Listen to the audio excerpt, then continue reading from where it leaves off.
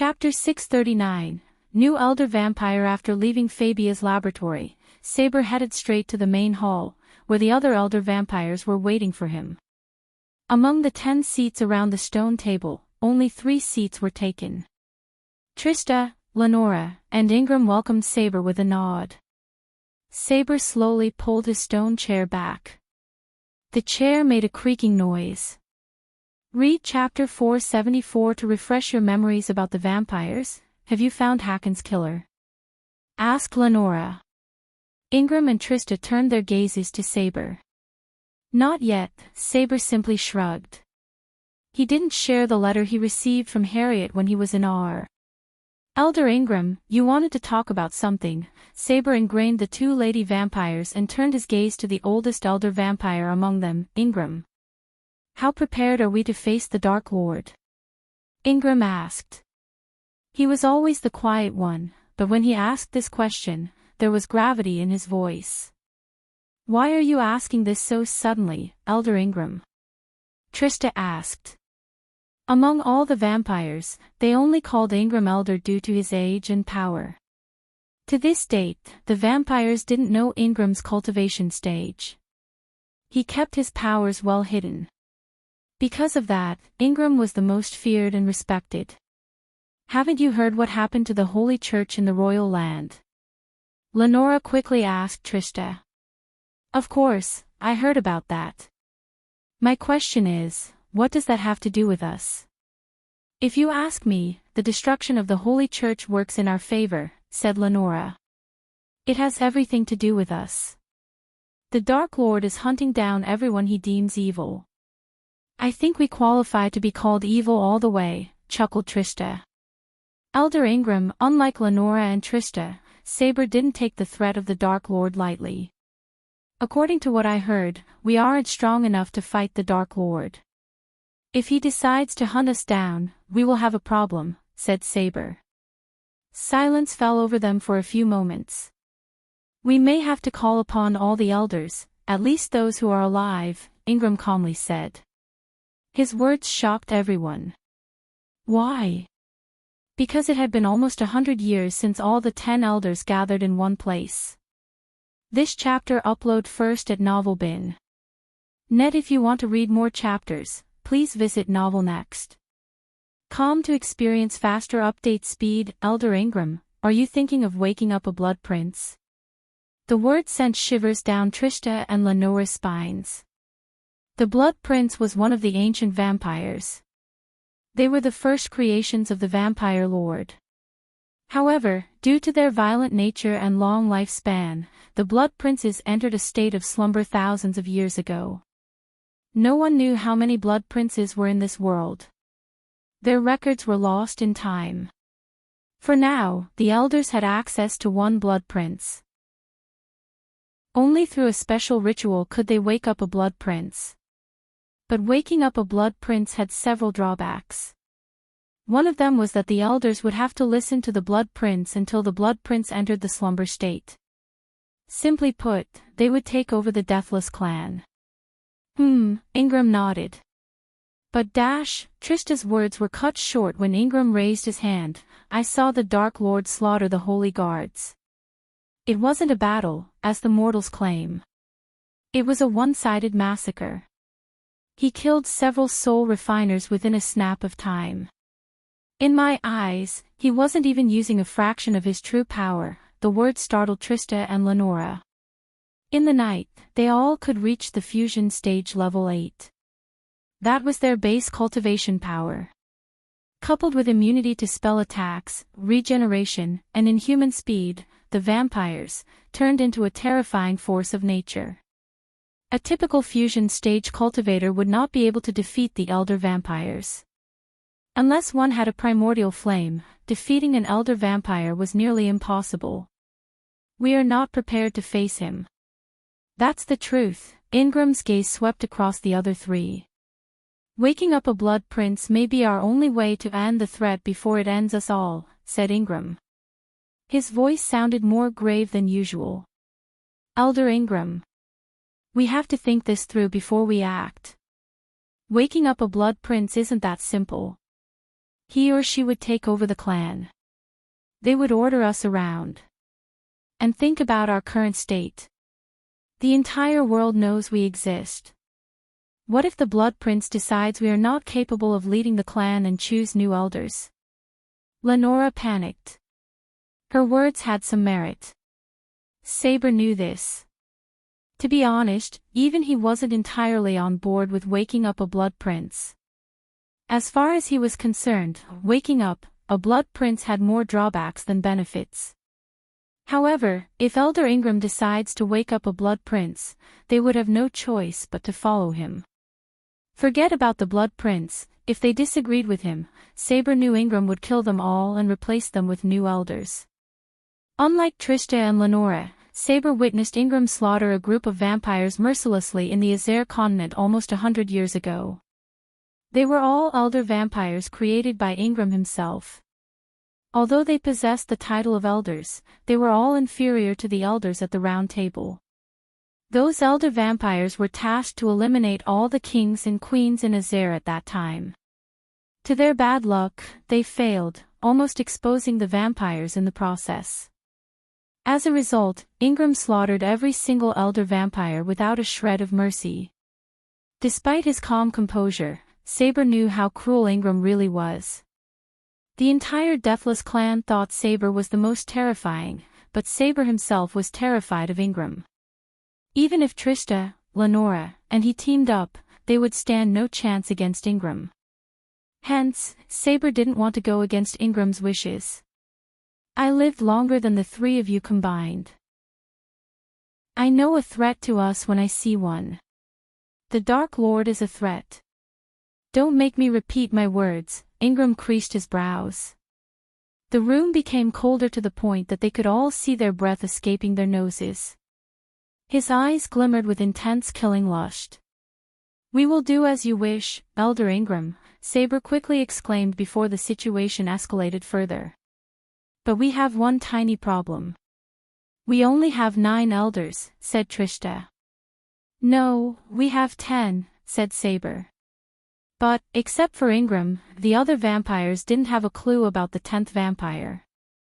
Saber just clapped as the open space in the table center slowly opened as a figure emerged from the ground. Upon seeing the elders, the figure dropped to one knee and removed his cloak. I turned him, and if we all agree, he can be an elder at the table, said Saber. Trista and Lenora stared at the red-haired human for a few seconds. This chapter upload first at Novel Bin. Net, why do I have the feeling I saw him somewhere before? Trista rubbed her chin. Wait a minute, Lenora recognized the scar on his face.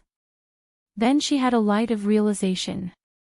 You're the Duke of Flamefair, exclaimed Lenora. She was surprised, and it was visible in her tone. As Trista heard Lenora, her eyes went wide. She wondered when Saber managed to pull a Duke to the dark side. Duke Avon Jilks, raise your head, Saber ordered as Duke Avon lifted his head to look at the elder vampires before him. Although Avon looked calm, his heart was pounding. A few months ago, Avon didn't even know the vampires existed. But thanks to Fabia Viridius, whom Avon knew as the Black One, he was able to meet Saber. To his astonishment, Saber offered him the chance to become one of them. A typical man would have freaked out or outright rejected the offer, but Avon was no such man. He lusted for power more than anything. That was the reason why Avon allowed Fabia to open secret dungeons to experiment on the cultivators in the first place. With Saber behind him, Avon went to open war against not one but 2 duchies at the same time. Not only that, but he also ordered his men to steal Ghost's potion and pill shipment. Even the kings and queens of Elon dared not to go against Ghost, but to Avon, Ghost was just a mortal he could kill in a snap. After all, Saber granted him all the powers of a greater vampire. From what he had seen, no mortal, whether they were prodigies or freaks of nature, stood no chance against a vampire. Why did you choose him? Asked Lenora. Isn't it obvious? He is a duke, Trista rolled her eyes. But not only that, he was helping my servant for quite some time. "This is just me rewarding his diligent support for us," said Saber. "If we made him the elder, he would win the war against the Pentown and Ice Fair. We can control the entire kingdom of Kethin in a few months," explained Saber. Trist and Lenora turned their gazes toward Ingram. After experiencing the cold killing intent from Ingram, they did not want to cross him again. Besides, Saber was right. Controlling the Duke meant controlling his duchy. Once they could control the 3 duchies, the entire kingdom would soon be their hunting ground. They could hunt, recruit more subordinates, spread their influence, and much more. Simply put, the possibilities were endless. After contemplating for a few moments, Trista and Lenora nodded, agreeing to turn Avon into an elder. Lenora Beatrix, agreed to turn Avon Jilks into an elder of the Deathless clan. Trista Nevada, agreed to turn Avon Jilks into an elder of the Deathless clan. Saber nodded. Saber Byron, agreed to turn Avon Jilks into an elder of the Deathless clan. Finally, Ingram rose from his stone chair. Ingram Dragon, agreed to turn Avon Jilks into an elder of the Deathless clan. In a blink of an eye, Ingram disappeared and reappeared behind Avon. Before Avon could realize what was happening, Ingram grabbed Avon's head, tilted it to his side, and sunk his fangs into Avon's neck. Blood spurted out as Avon's body twitched. One by one, the others sunk their fangs into Avon's neck. When they were done, Avon collapsed onto the ground. His body went through several changes. Finally, after approximately 2 hours, Avon woke up at his mansion as an elder vampire. Chapter 640, The War Between the Duchies. After Noah left for the pocket dimension with Yasmin, the Winston family soldiers consisting of 500 men began their march towards the assigned battlefield. Since a large-scale battle between cultivators would destroy the surroundings to nothing, the Guardian Guild assigned a specific battlefield and surrounded the field with various arrays to safeguard the villages nearby. Because none of the parties at war agreed to a peace talk, the Guardian Guild had no choice but to oversee the war. Of course, the Guardian Guild could have stopped the war if they tried. However, their priority was to restore their damaged reputation. Ever since the Royal News wrote an article about how the Guardian Guild knew about the vampires and hid it from the public, the guild had lost its reputation. As a result, many noble families withdrew from funding or decreased the amount given to the guild. Thus, the Guardian Guild prioritized fixing its reputation to sway the guild from the path to bankruptcy. Leaving the Winston compound, Xavier and Ethan led the men under their command to the Akar grass field. It was located between the border of Flame Fair and Pentown. They wanted to save every bit of arch energy in their body. Hence, they chose to march instead of fly to the grass field. Despite the long march, Ethan and Xavier did not camp out in the forest. They both knew about Avon and his underhanded tactics. It wouldn't be a surprise if they were ambushed in the forest. Thus, Ethan and Xavier passed the forest as fast as possible without any rest. When they were getting closer to the grass field, they ordered the men to take half a sip of healing potions. The men were thankful to the commanders once they consumed some healing potion. They immediately felt refreshed and rejuvenated. Soon, the refreshing feeling turned to courage and courage turned bloodlust. Once they passed the forest, they arrived at a clearing, the Akar grass field. When they arrived, 2 men, one riding a white horse and another riding a red horse, galloped toward Ethan and Xavier. The man atop the shiny white horse was Duke Marvin. He was a blonde-haired man with a thick bushy beard. His golden spear dangled on his back as he welcomed Xavier and Ethan with a tired smile. The man riding next to Duke Marvin was Duke Alvarin, the Duke of Ice Fair. Among the 4 dukes, Alvarin was the only non-human. He was born to an elven woman and a human father. After his mother died, Alvarin received the duke title from his father, who departed to the cold mountain to seclude himself. As a half-elf, Alvarin had slightly pointed ears and smooth silky skin with a perfect jaw structure. He was neither too muscular nor too thin. Initially, when the previous Duke of Ice Fair named a half-elf as his heir, many nobles caused a ruckus. Regardless of Alvarin's claim to the title, the nobles did not want to be ruled by a half-elf. Instead, they wanted the Duke to choose someone else, a human. Yet, the Duke chose Alvarin against the nobles. Everyone including the King of Kethin, Porter Forbes, thought the duchy was deemed to fall into a civil war. But to everyone's surprise, Alvarin used his mother's side of the family to bring millions of gold coins to the Ice Fair. Within a year, he built more guilds, shops, and businesses than all of his predecessors combined. Under Alvarin, Ice Fair became a superpower among the four duchies. While Flame Fair and Pentown were in the Cold War, Ice Fair made money off of it. Soon, those who opposed Alvarin changed their mindsets. More gold coins into the pocket triumphed over their hate for the half-elf. One by one, every noble family in the Ice Fair flourished under Alvarin's rule. After winning the noble support, Alvarin immediately turned his focus to the citizens of his duchy. Under Alvarin's father's rule, Ice Fair suffered famine due to a lack of fertile lands in Ice Fair. As the duchy's name, Ice Fair had more snowy plains than fertile lands. That changed soon when Alvarin requested the Empress of Aur's help. Once again, Alvarin used his mother's influence and his diplomatic talents to sway the Empress into helping Ice Fair.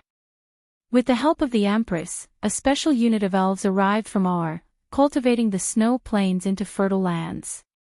Additionally, the Empress and Alvarin signed a treaty that brought Ice Fair a large amount of grains every year. All it took was Alvarin's word to marry one of the Empress' relatives when the right time came. Duke Alvarin, Xavier was surprised to see Duke Alvarin on the battlefield. Alvarin was a diplomat, not a warrior, at least none had seen him battle before. So when Xavier saw Duke Alvarin himself on the battlefield, he was surprised. This chapter upload first at Novelbin. Net. If you want to read more chapters, please visit Novel Next. Com to experience faster update speed. Commander Xavier, Lord Ethan, Duke Alvarin gently smiled at the both. Before you say anything, I am just here to oversee the battle, not to participate in it, Alvarin said. His words were calm, composed, and contained a hint of authority. I have brought you 500 archers from my personal army as I promised, Commander Xavier. Xavier turned his head to the side and saw 500 archers clad in silver leather armor. They stood behind Duke Marvin's iron-armed soldiers on the front lines. Duke Marvin's men were divided into two platoons. One platoon consists of warriors wearing crimson-red armor. They were armed to the teeth and each held a long golden spear. The second platoon stood between the archers and the iron-armored soldiers. Instead of armor, they were in their robes. These platoons contained cultivators who specialized in long-ranged and supporting spells such as defense barriers and healing spells. In total, the Ice Fair and Pentown soldiers formed an army of 1,600,000. Boom! As they were speaking, the sound of a horn reverberated through the grass field. They all turned their gazes in the horn's direction. On the horizon, a large army slowly marched toward them. The army of Duke Avon finally arrived at the Akar grass field. The frontline soldiers, almost 600 knights clad in shining plate armor, halted a good distance away from Ice Fair and Pentown's army. They were near enough to see their enemies but far enough to evade arrows. The archers of Duke Alvarin quickly knocked and aimed their arrows at the newly arrived army. Commander Xavier, Alicia descended from the sky after scouting the area ahead. She was in her battle suit, armed to the teeth. Except for her head, metal armor covered every part of her body. Her sword dangled on her waist while she held a golden spear, just like her comrades in her hand. Although Xavier was Alicia's grandfather, on the battlefield, he was her commander. Hence, Alicia bowed her head and addressed him as commander. This chapter upload first at Novelbin. Net. Our enemies have 1,600 soldiers. 600 knights, 500 archers, and 500 mages, reported Alicia. Any idea how strong they are? How many core formation stage warriors? Are there any soul refiners? Asked Xavier. No, Commander. Duke Avon has some mages who cast a shield around them. It prevents any means to see their cultivation levels, said Alicia. Ever since the Hydra woke up from its slumber, it had been preventing the cultivators from seeing others' cultivation stage. It was a double-edged sword, especially for the soldiers on the battlefield. They wouldn't be able to gauge how strong or weak their enemies were. If they were lucky, they could end up fighting a weaker opponent. If there were not, then, most probably they would die. This all ends here today, Ethan exclaimed. He was sick of losing his soldiers to Avon's underhanded tactics. His eyes gleamed with battle lust. When Harriet was at his cultivation stage, Ethan fought head-to-head with her. Before becoming the Lord of Winston family, Ethan was the only man who came close to defeating Harriet Hunt in close combat. Even to this day, many adventurers in R sing about the Black Hawk, Ethan's adventurer guild name. Return to your regiment, Xavier ordered Alicia with a pat on her shoulder. An affectionate smile rose on his face. With a nod, Alicia joined the front line. Seeing his granddaughter joining the knights, Xavier sighed inside. He wished Peter was with Alicia on the battlefield. After all, no one would have one's back like family. It was really unfortunate that Peter walked a dark path and ended up being house arrested. But again, Xavier always sensed something amiss in Peter ever since Peter was a little boy. He valued power over everything, even family had become second to Peter. The army of Duke Avon stationed in the distance, watching their enemies. For a few minutes, only silence haunted the battlefield. Eventually, Xavier and Ethan rode their horses, leading their men to the front. Meanwhile, Duke Alvarin and Duke Marvin went to the back, far enough to avoid the enemy archers. Xavier turned behind to look at his men. Their eyes told him they fear no one and they would charge forward with a single command. His men were strong, but there was no need to purposefully put themselves at a disadvantage by charging head-on toward their enemy. Xavier wanted to study their enemies a bit more before giving any command. Anyone who knew Avon could tell he wouldn't come to the battlefield without having several trump cards. It took Xavier decades to train his men. He did not want them to die a pointless death. Since Xavier had seniority, Ethan stayed behind, waiting for Xavier's command. After some thinking, Xavier decided not to charge in recklessly. However, that didn't mean he would stand here like a sitting duck.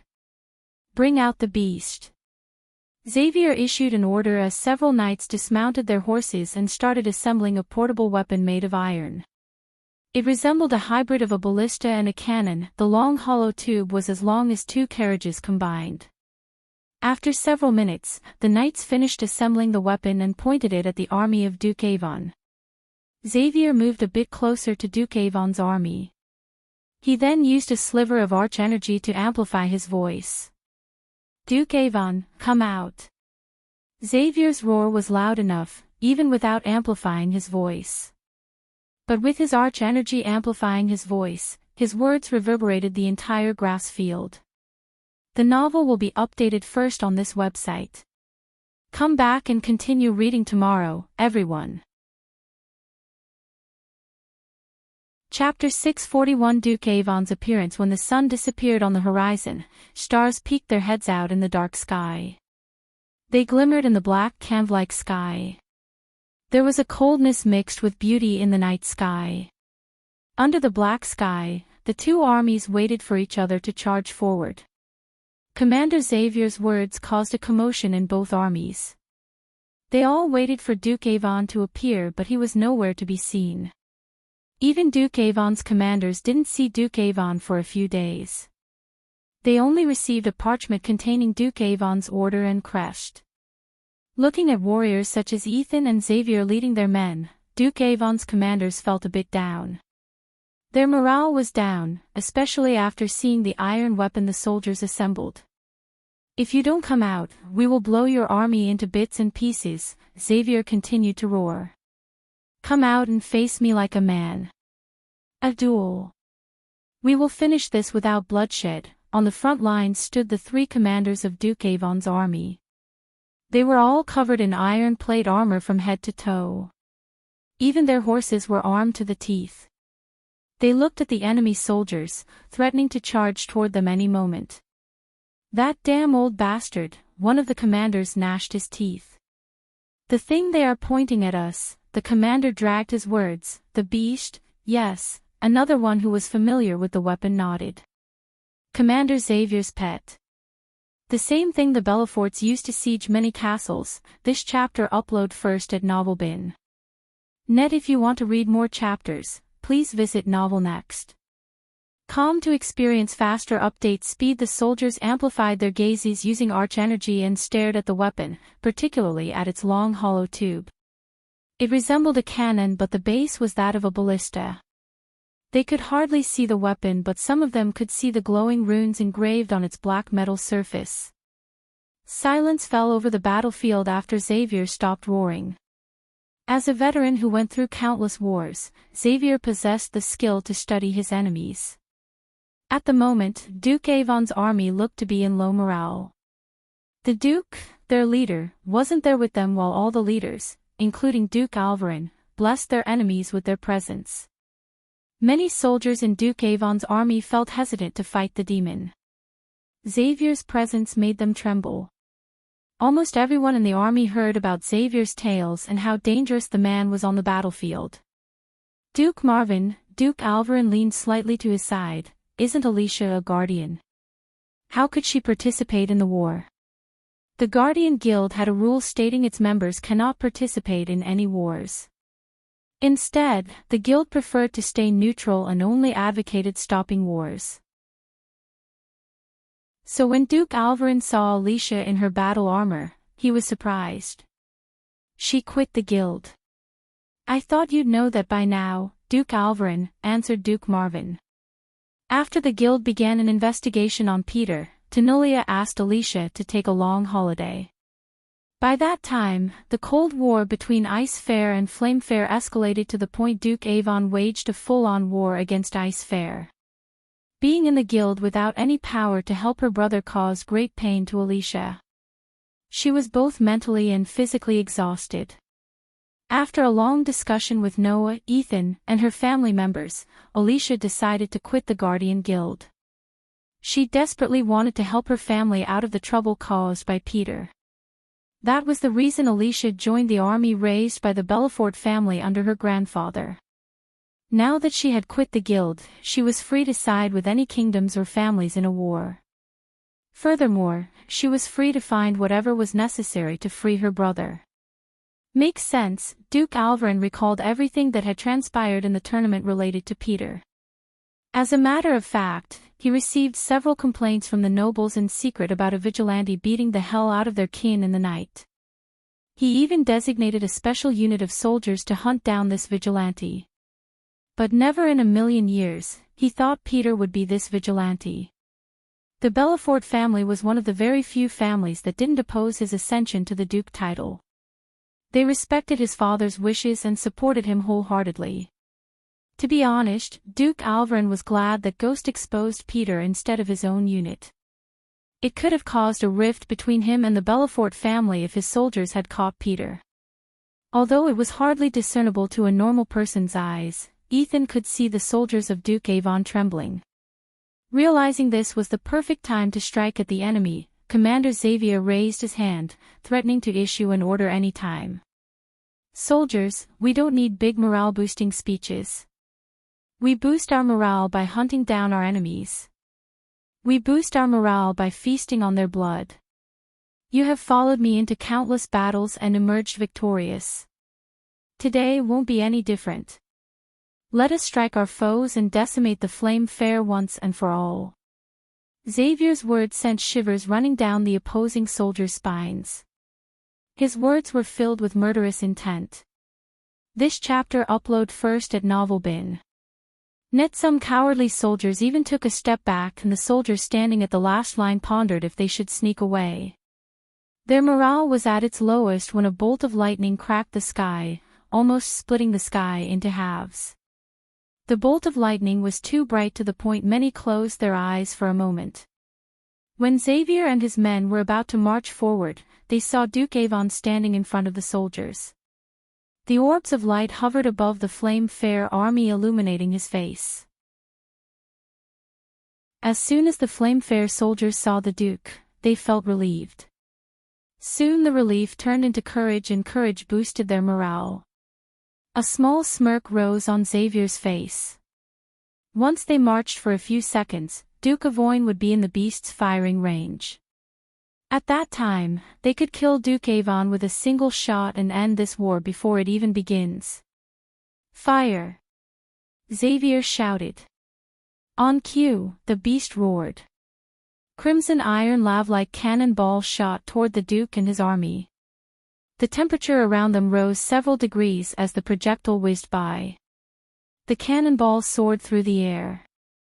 Luckily, the cannonball hit the Duke with deadly accuracy. On contact with the Duke, a powerful shock wave shot around Duke Avon's army with a loud explosion.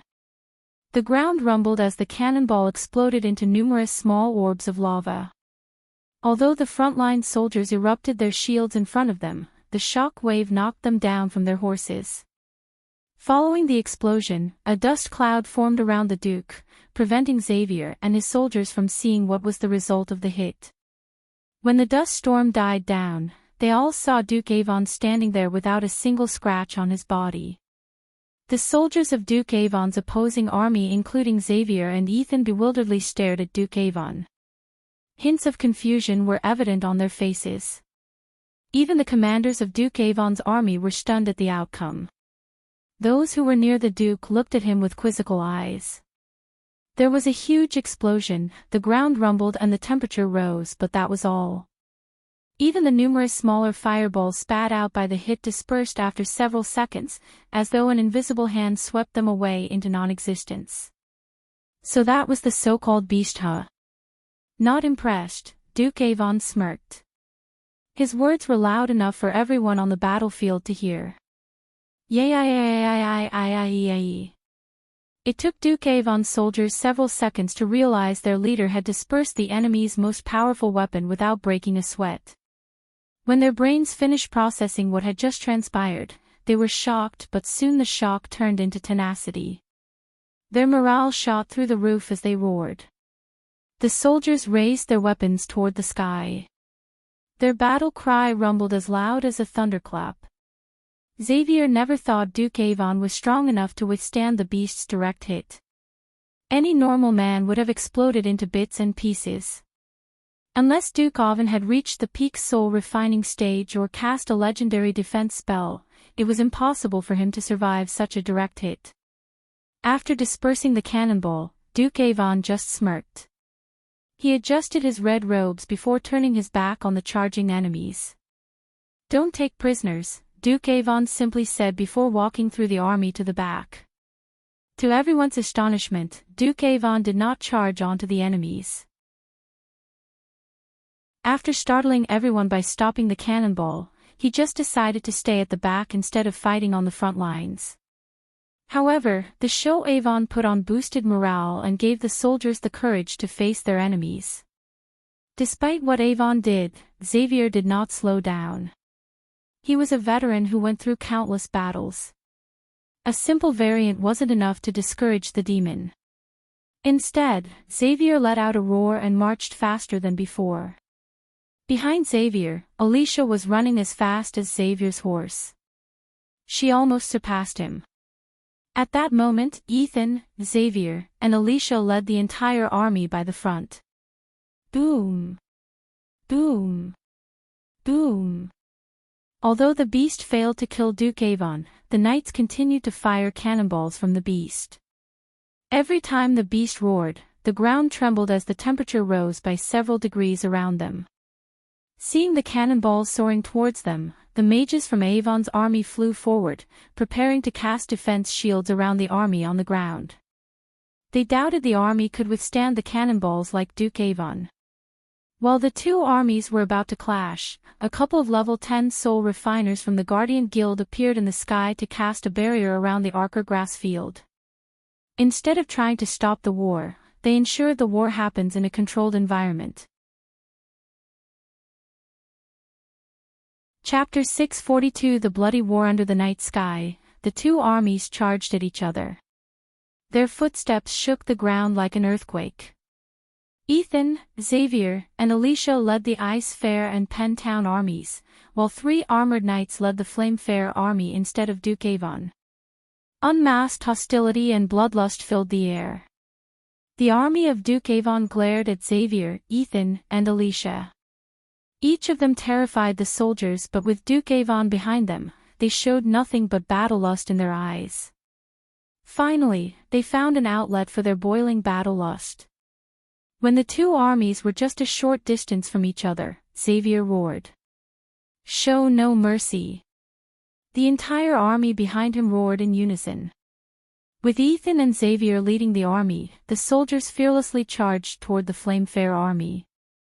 Arch energy gushed out of the soldiers' bodies, amplifying their strengths beyond typical human limits. Each of them gripped their golden spears tightly to clash against the Flame Fair army without regard for their lives.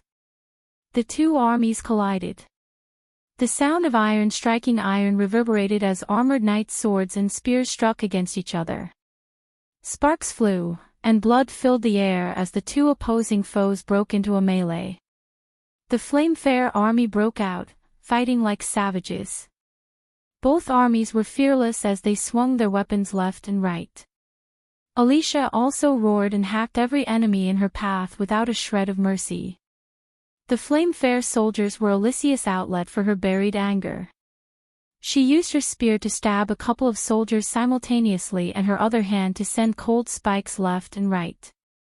Due to the sound of iron clashing, no one could hear the spell she was casting.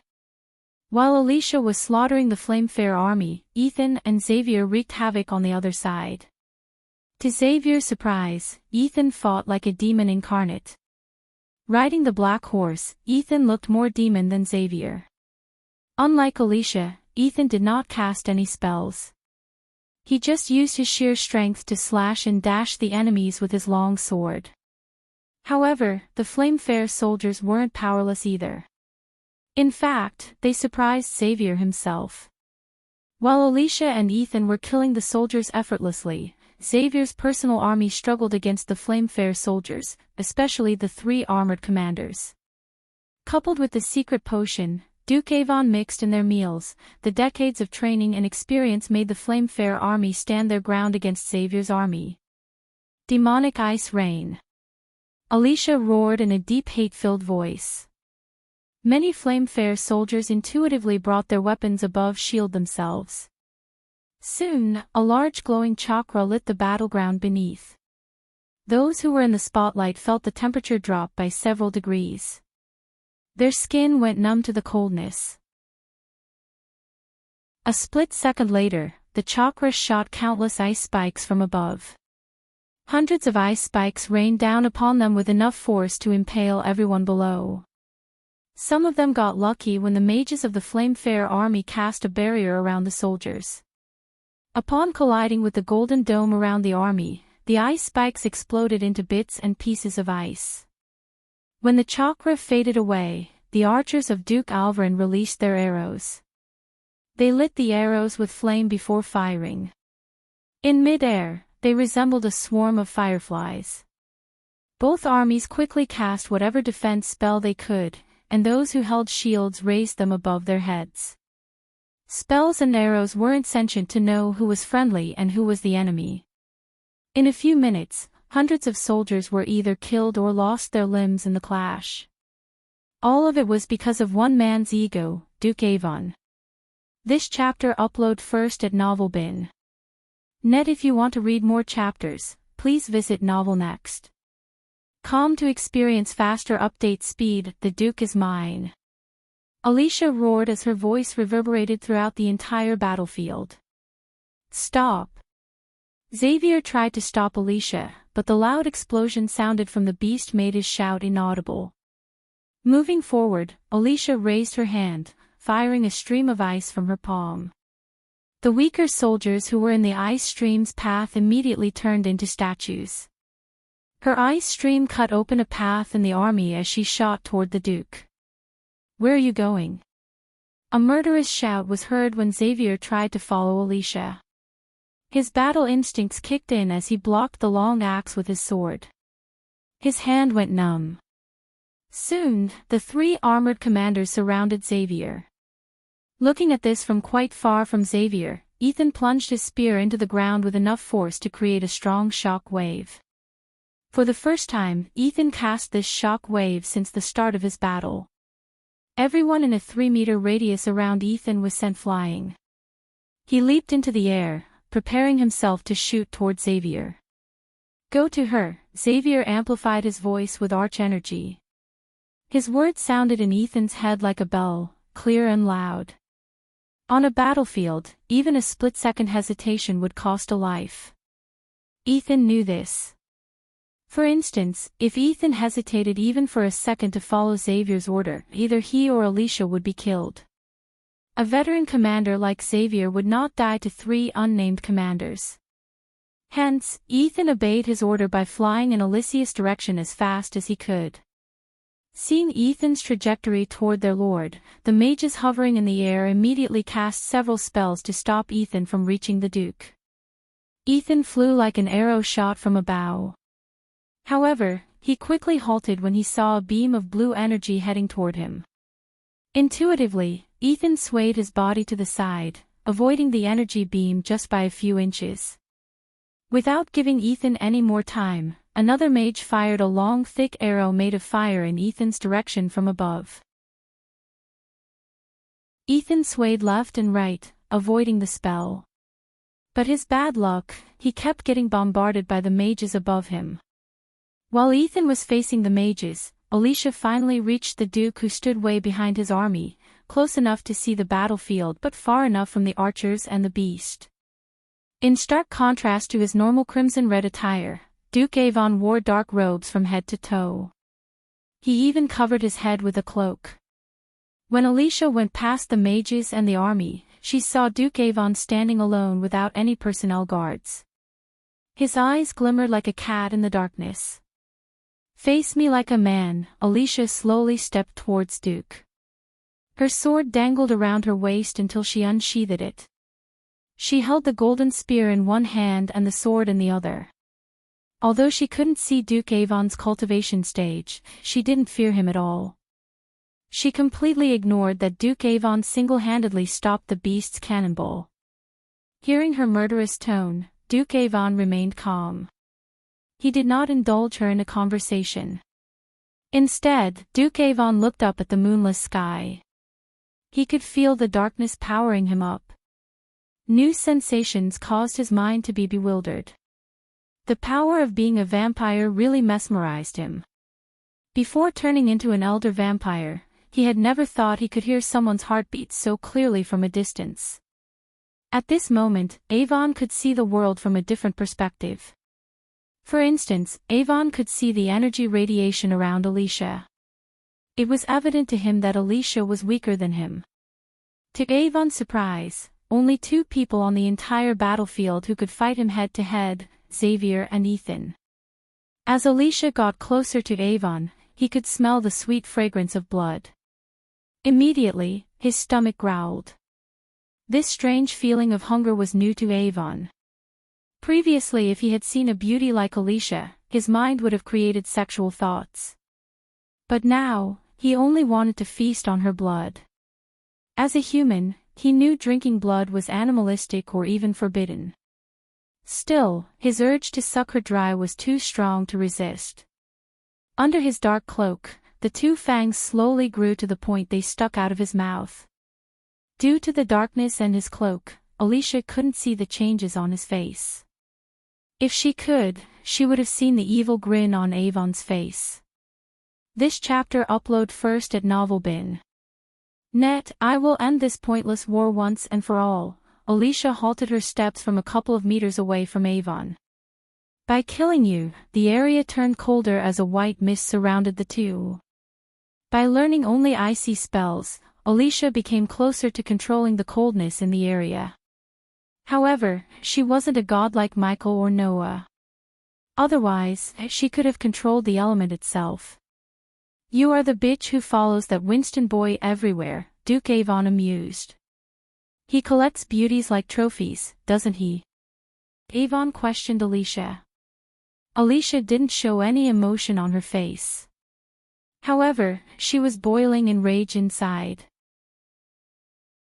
It took great control to stop herself from ripping him apart. How many other bitches are there in his harem? Asked Avon with a chuckle. The more he riled up Alicia, the stronger the scent of her blood became. He couldn't wait to get her blood to boil to the maximum so he couldn't have a nice delicious feast. Blood of a virgin. It was a rare delicacy for the vampires. He was no exception, even though he was only a vampire for a day. After tasting you, I am going to feast on every single one in your family, said Avon. After hearing Avon's last words, Alicia couldn't hold back her anger. She leaped at Avon with immense killing intent. Her entire body radiated a chill that would turn any typical man into an icy statue. With deadly speed, she pushed the spear in her hand toward Avon's heart. Avon did not even move an inch. Instead, he waited till the last moment to sway his body to the side and threw his fist at Alicia's gut. Duke Avon's speed and movement caught Alicia off guard. Before she could swing her sword to block his fist, she felt a sharp pain in her gut. The force of Avon's punch sent Alicia flying several meters back. Alicia coughed up a couple of times as Duke Avon grinned under the dark hood. I am going to enjoy this, amused Duke Avon. The novel will be updated first on this website. Come back and continue reading tomorrow, everyone. Chapter 643 Duke Avon wants Alicia weak, a strong hateful voice was heard. Alicia intuitively blocked Duke Avon's hands from above. His speed was nothing like she had expected. One moment, he was in front of her, and the other, he was on top of her. Alicia's hands felt numb after the attack. Fortunately, she used her spear and sword to block the attack. Suppose she used her hand, it would have broken like a twig. Without giving time for Alicia to retaliate, Duke Avon sent a kick toward Alicia's gut. Alicia evaded the kick by quickly leaping back, but Duke Avon's hand swirled and followed her movements. His hands aimed at her neck. Alicia quickly erupted a shield made of 3 layers of ice in front of her. But to her astonishment, the ice shield formed cracks and shattered the moment Duke Avon's fist collided with it. Caught off guard, Alicia evaded the punch a split second later. The fist of Duke Avon hit Alicia on the shoulder, nearly dislocating her shoulder. A painful groan escaped her mouth. You are a lot weaker than I expected, Duke Avon cracked his knuckles. How disappointing. Alicia frowned. He didn't cast any spells, yet she moved at a speed beyond her expectation. Even her grandfather, the demon, didn't move with such speed. Something was amiss. On top of his freaky speed, Alicia smelled a strong, pungent smell coming off of Duke Avon. You did something to yourself, Alicia said. You noticed, huh? Duke Avon grinned under his dark hood. So I was right. You did do something to yourself, Alicia exclaimed. She then dropped the sword as the sword stabbed the ground, standing straight. Alicia massaged the shoulder hit by Avon's fist with her empty hand. Since Duke Avon wasn't in a rush to kill Alicia, he allowed her to take some time. He slowly realized that he liked the process of hunting more than the prey itself. After tasting a glimpse of Avon's power, Alicia did not underestimate him. She clenched the spear tight, casting a spell in the other hand. In a blink of an eye, a light blue chakra materialized in front of her. Looking at the rotating chakra and the several runes in it, Avon didn't even flinch.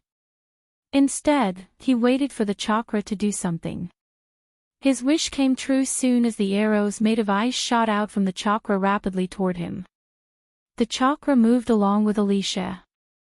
A bright light flashed across the area every time an arrow shot out of the chakra.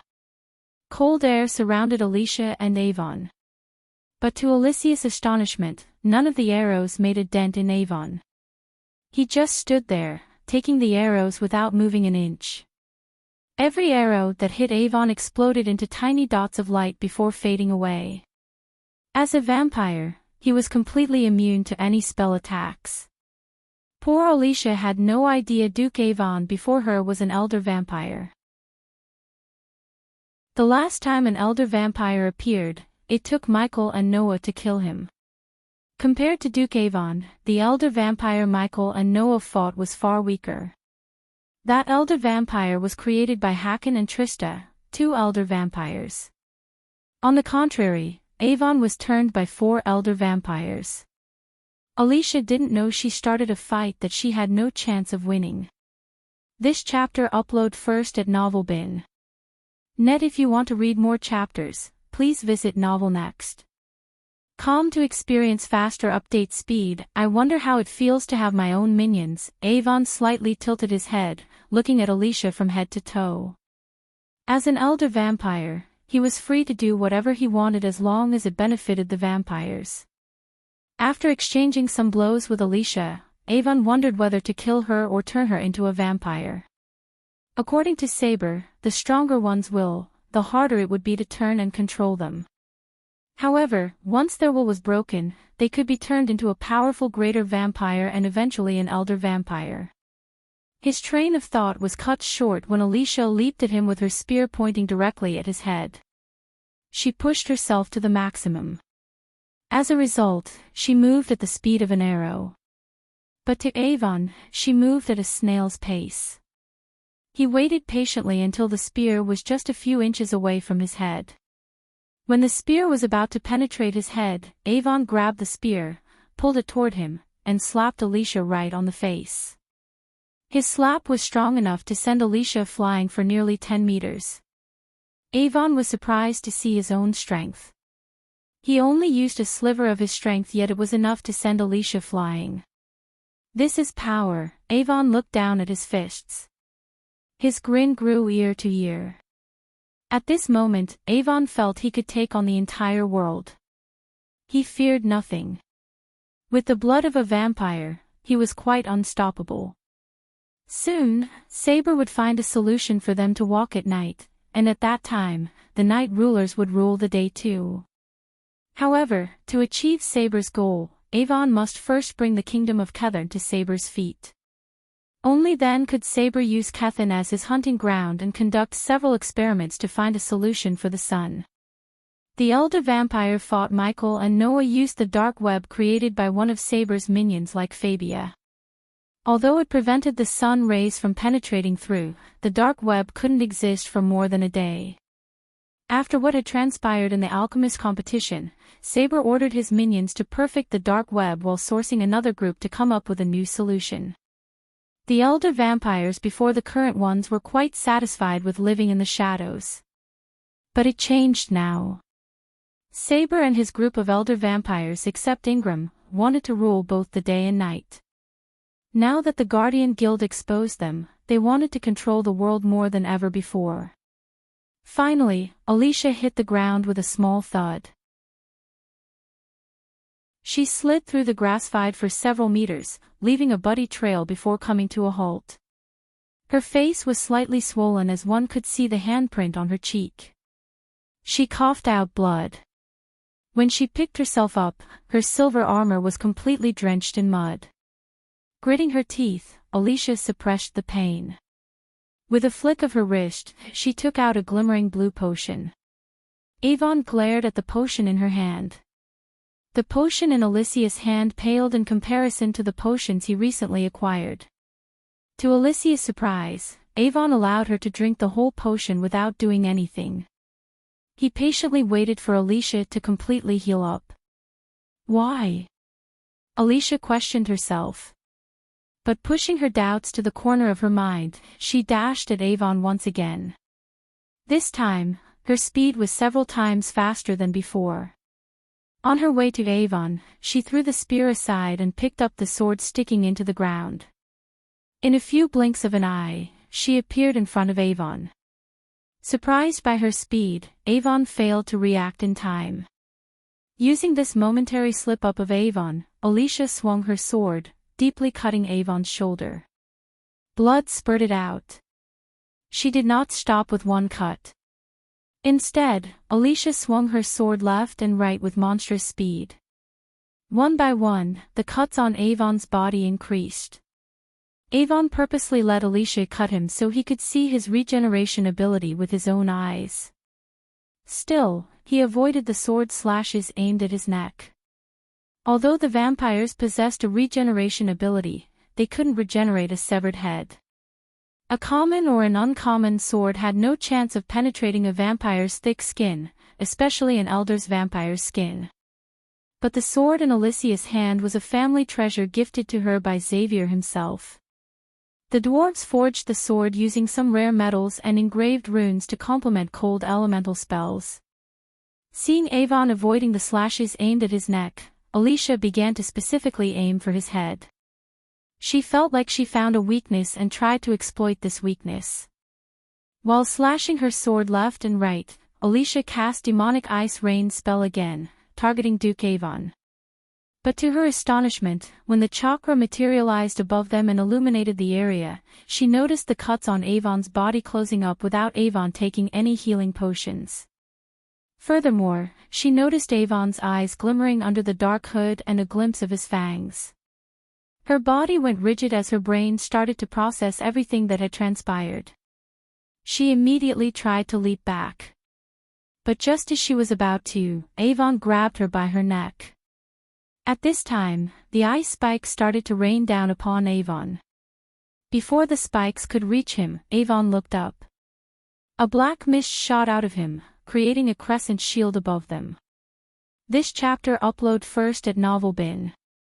Net the ice spikes collided with the shield only to explode into oblivion. They did not even form a crack on the shield. "You are lucky," Avon growled.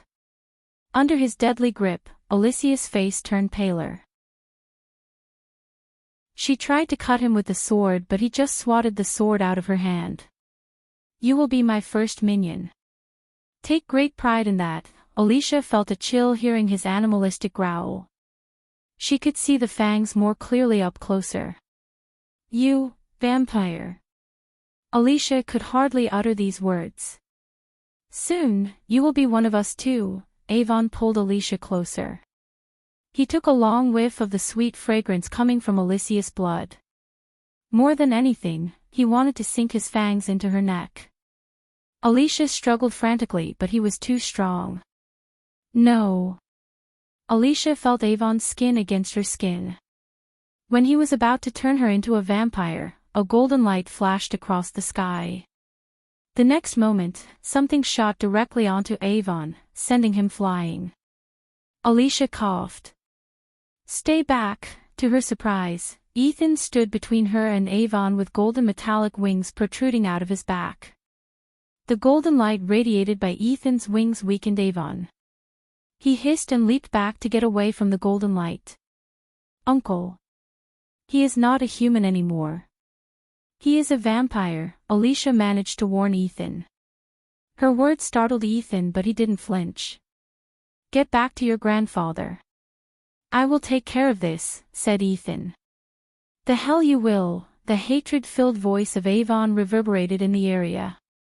Ethan and Alicia took a step back seeing Avon's eyes glimmering under his dark hood like rubies. A dark cloud shrouded him as he moved closer to Ethan. "I need only one minion. So one of you will die here," Avon growled. "The novel will be updated first on this website. Come back and continue reading tomorrow, everyone." Chapter 644 Ethan vs. Avon. Ethan spread his golden metallic wings, shielding Alicia. Each feather in the wing resembled a well-made kunai. The wing spell was given to him by Harriet recently. She modified the spell when she was in Aur before meeting Ethan. Since the vampires were vulnerable to sun rays, she modified the wings to create golden rays similar to sun rays. He cast the spells to kill the mages who were bombarding him. That was his sole intention. But he was stunned when Duke Avon leaped back to the darkness, away from the golden rays.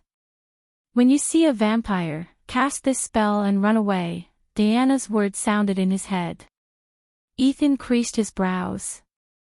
The vampires were called the Night Rulers for a reason. According to Diana, who almost hunted the vampire kind to extinction in Aur, the vampires were extremely strong during the night. They harnessed power from the dark sky. So Harriet hunted them during the daytime when they were at their weakest. Coupled with Harriet's light flames, she was an absolute bane to the vampire kind. "Duke Avon. Just stand down. We can find a way to cure you." Unlike Alicia, Ethan did not underestimate Avon. Instead of fighting Avon head-to-head, Ethan tried to back away from Avon. After all, the golden wings would fade away after 10 minutes. "Cure? Why do I need a cure? I've never been better," Duke Avon growled. "I can see the spell wearing off. I always respected you, Ethan. So I will give you a choice. Turn around and leave. I will let you live. But she is mine." Avon took a step forward. As he said, the golden light radiating from the wings slowly dimmed. In the 10 minutes duration, Ethan spent 5 minutes fighting the mages. So he only had 5 more minutes before the wings disappeared. At that time, he would be powerless in front of Avon. Hearing Avon's words, Ethan's eyes glimmered with killing intent. "I will kill you," Alicia threatened Duke Avon. If it weren't for Ethan standing between them, Alicia would have leaped onto Avon for another round. Even a vampire couldn't make Alicia afraid. As the three of them were talking, the two armies were in a deadlock behind them. Although Xavier slew one commander, the other two commanded the surrounding soldiers to focus their attacks on Xavier. They did not want Xavier to reach Duke Avon. However, they tried to get to Avon when they saw Alicia and Ethan, only to get halted by Xavier. Seeing his wings losing their glow, Ethan started to think of a way to escape Duke Avon. He knew there was no chance of him defeating Duke Avon. It was impossible without a primordial flame. Surprisingly, the Flame Fair commanders and the soldiers held well against Xavier. So he had to face Duke Avon alone somehow. "Give me your sword and leave the battlefield. Tell the guardians above that the Duke of Flame Fair has turned into a vampire," said Ethan with an authoritative tone. Honestly, he couldn't believe Noah when he said the Guardian Guild had gone completely incompetent and corrupted. However, he could understand why Noah said those things. The soul refiners floating above the battlefield completely failed to recognize Avon as a vampire. The dark robes, regeneration, and the way he avoided bright golden light should have at least made them wonder. Yet, Ethan saw no interference from the Guardians. This chapter upload first at Novelbin. Net. If you want to read more chapters, please visit Novel Next. To experience faster update speed, but in Guardian's defense, this was just another day at work for them. They had seen countless wars, and this wasn't any special to them. Hence, they were just meditating in the sky rather than focusing on the battlefield. "Uncle," Alicia hesitated to leave Ethan with Avon. "It's an order, Alicia," Ethan's voice turned grave. He literally had no time to argue with Alicia. The sooner she gets out of this place, the better. At least if she informed the Guardians, they would do something about Avon. Slowly stepping back, Ethan grabbed Alicia's sword forcefully. Finally, the golden wings lost enough light for Duke Avon to attack Ethan. "Go!" Ethan pushed away Alicia and blocked Avon's hand with Alicia's silver sword. Ethan's hand felt numb as he got pushed several steps back. Despite everything, Ethan was glad to fight Avon alone. If the Duke was with his commanders and soldiers, it would be exponentially hard to fight him. That was why Ethan decided to fight Avon until Alicia informed the Guardians about Avon. When Alicia finally decided to leave the battlefield, Avon dashed at Ethan. His kin underneath the dark hood burnt due to the golden light surrounding Ethan. Yet, it wasn't powerful enough to slow him down. To Avon's surprise, Ethan moved almost as fast as him. Caught off guard by Ethan's speed, Avon brought his arms in front of him intuitively. But Ethan slashed his sword at Avon's thigh and flapped the golden wings with enough power to push Avon several meters back. Using this opportunity, Alicia took off from the ground like a rocket. However, Avon surprised Ethan by shooting a dark arrow out of his arm. The arrow penetrated Alicia's leg and knocked her off from the sky. Blood spurted out from her leg as she growled. "Alicia!" Ethan screamed. He was about to dash at Alicia when Avon fired another dark arrow towards Ethan. The dark arrow perfectly blended with the darkness. An oblivious man wouldn't be able to see the arrow at all. However, Ethan was no oblivious man. He swung his sword at lightning speed, cutting the dark arrow in halves. After cutting the arrow, Ethan threw the silver sword at Avon. He wanted to keep Avon as far as possible from Alicia. The sword soared through the air until it penetrated Avon's chest. The sword's one end was sticking out of Avon's back. Dark blood oozed out of the wound. But Avon just smirked. "You are better than her," Avon said. His voice had the mix of both shock and respect. Not in a million years Avon thought Ethan to fight like a freak. If he wasn't turned into a vampire, there was no way he could have defeated Ethan in a battle. Furthermore, he hadn't cast any spell except the golden wings. Ethan fought with pure skills he sharpened through his years of adventuring. Ignoring the pain, Avon slowly pulled out the sword. Blood kept spraying out of the wound. While Avon stuck with the sword, Ethan flicked his wrist as a sparkling blue potion appeared in his hand. He quickly tossed that potion to Alicia. "Take it," Ethan ordered Alicia. For a moment, she looked at the potion blankly. But soon, a deep hatred glimmered in her eyes. The potion was made by Ghost, the man who destroyed her brother's life. She would rather die than take that potion. Her momentary hesitation was enough for Avon to completely pull out the sword. The wound closed up in a blink of an eye. "She is food." "You're not," Avon tossed the sword aside. Instead of attacking Ethan, Avon waited for the golden wings to completely fade away. The golden wings flickered and soon, it disappeared from Ethan's back. Once again, darkness fell over them. With no golden wings and swords, Ethan stood no chance against an elder vampire. The golden wings may have disappeared, but the spark of fight blazed in Ethan's eyes brighter than before. No matter the odds, Ethan wouldn't let Avon kill his daughter-in-law. As long as he draws breath, Avon had to go through him to get to Alicia. Ethan cracked his fists, preparing himself for a fight to the death. This chapter upload first at Novelbin. Net, "Alicia, can you do me a favor?" asked Ethan. "Get out of here and tell Noah to turn me back to human soon." A tired smile escaped his mouth. Tears rolled out of Alicia's eyes. She looked over her shoulder to see her grandfather fighting almost 20 men at the same time. He was getting bombarded with spells and attacks. Before Alicia could answer Ethan, Avon disappeared and appeared in front of Ethan. Without giving any time for Ethan to react, Avon kicked Ethan in the abdomen. Ethan managed to block the kick using his hand. A glimmer of surprise emerged in Avon's eyes. Ignoring the pain in his chest, Ethan grabbed Avon's head and headbutted the vampire repeatedly. Ethan felt like he was hitting his head against a metal door. When Avon retaliated by head-butting Ethan back, Ethan's eyes blurred. He coughed up blood. But his blurriness only lasted for a moment. Avon grinned broadly. "You have exceeded my expectations, Ethan.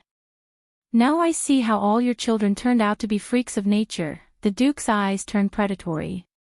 But enough of this little dance, Avon channeled his arch energy to his fists. A dark mist surrounded Avon's body as his strength shot through the roof. He wasn't planning to hold back anymore. Alicia felt the surrounding grow darker as the seconds ticked by. Her mind analyzed the dark area and estimated its range. 20 meters. Now that Avon had unleashed his power, it would be impossible for Ethan to defeat Avon. Avon grabbed Ethan by his neck, licked the blood oozing down from Ethan's forehead. The sweet taste of blood was nothing like he had ever tasted. Even the most expensive wines could not hold a torch against the taste of fresh blood. A devilish grin appeared on Avon's face. "Let him go!" Alicia screamed from behind. She dashed toward Avon, crushing Ghost's healing potion under her feet. However, Avon had no intention to waste his time anymore. He raised his hand, blasting Alicia with a beam of dark energy. Ethan, on the other hand, tried to free himself from Avon's clutch, but the vampire was simply far stronger than him. "You have no idea the mistake you're about to make." To Avon's surprise, Ethan smirked. There was not a single shred of fear in his eyes. "I am done making mistakes," Avon snickered. His fangs once again grew longer. Avon's fangs were just an inch away from Ethan's neck when a bright streak of lightning flashed across the area. The very next moment, a strong gust of wind blasted Avon, sending him flying for several meters. Hitting the ground, Ethan groaned in pain. He wondered what the heck just happened. Soon, a calm voice reverberated in the area. "Sorry for the delay in the shipment, Lord Ethan." As soon as Ethan heard the voice, a smile emerged on his face. Ghost. Chapter 645. Killing another elder vampire. As he slowly descended from the sky, golden bolt of lightning crackled under Ghost's feet. The son Ethan lost had come to save his family once again. Despite what everyone told him about the Dark Lord, Ethan didn't believe his son was evil. He wanted to hug Ghost and tell him that he is his father. With a gentle smile on his face, Ethan looked up. Ghost's raven black hair had grown back to his neck length. The stubble beard gave him a charming look. As he descended, his black long coat fluttered in the wind. With his hands behind his back, Ghost calmly landed before him. "Lord Ethan," Michael extended his arm to Ethan. A glimmer of concern emerged in Ethan's eyes for a moment, but after remembering Ghost was the freaking Dark Lord, his mind calmed down. "Look out!" Suddenly, Ethan shouted, noticing Avon firing a dark arrow toward Ghost. Michael, however, remained calm. He caught the dark arrow before it could hit him without even turning back. The dark arrow trembled in his hand. Soon, it shattered under his grasp. "Be careful. He is a vampire," said Ethan. Ethan saw no signs of fear on his son's face. Instead, he remained as calm as ever. Ghost reminded Ethan of Harriet. No matter the situation, the two of them remained calm. In Ethan's eyes, Ghost looked the same as Harriet. He even dressed in complete black and carried 2 swords on his back like his mother. In a blink of an eye, Avon dashed at Michael. To Ethan's shock, Ghost grabbed Avon by his neck. Just like when he caught the arrow, he didn't even turn around. "Arg!" Avon growled. He tried to escape from Ghost's clutch, but he couldn't. Lightning crackled around Michael's wrist, burning Avon's neck. Ethan's jaw dropped a few inches looking at the scene. The vampire who almost killed Alicia and him struggled like a weakling under his son's grasp. Finally, Michael turned his head to look Avon in the eyes. "You stole my shipment." Avon couldn't believe what he had just heard. With earth-shattering force, Michael took off from the ground. Under his grasp, Avon frantically twitched his body to escape. When Michael reached height enough to see the entire battle, he threw Avon to the middle of the battlefield where Xavier was fighting 20 soldiers at the same time. Except for the cloud of darkness, Michael used everything else to boost his power. The death range alone gave Michael enough power to manhandle Avon without breaking a sweat. The force of Michael's throw was enough to prevent Avon from regaining balance mid-sky. Boom! With a loud explosion, Duke Avon hit the ground, creating a powerful shock wave. A crater formed around Duke Avon due to the force of his collision. Duke Avon coughed up dark blood. The two armies on deadlock halted their fight for a moment. The soldiers couldn't help turning their gaze toward the sudden crater that appeared in the middle of the battlefield. This chapter upload first at Novel Bin. Net. If you want to read more chapters, please visit Novel Next. Calm to experience faster update speed. Before Duke Avon could get back to his feet, Michael shot toward him, leaving a golden lightning trail in the sky. He landed straight on top of Duke Avon and released a barrage of kicks, each kick carrying the same force as the previous one. Protect his grace. The commanders, who realized it was their duke who was getting kicked to death, screamed as loud as they could. Their shout reverberated throughout the battlefield. Soon, the mages and knights tried to move toward the duke. Kill them all. At the same time, Xavier roared at his men to kill the Flamefare soldiers. Once again, a battle between the two armies broke out. Finally, Duke Avon managed to roll a few meters away from Ghost and managed to get back to his feet.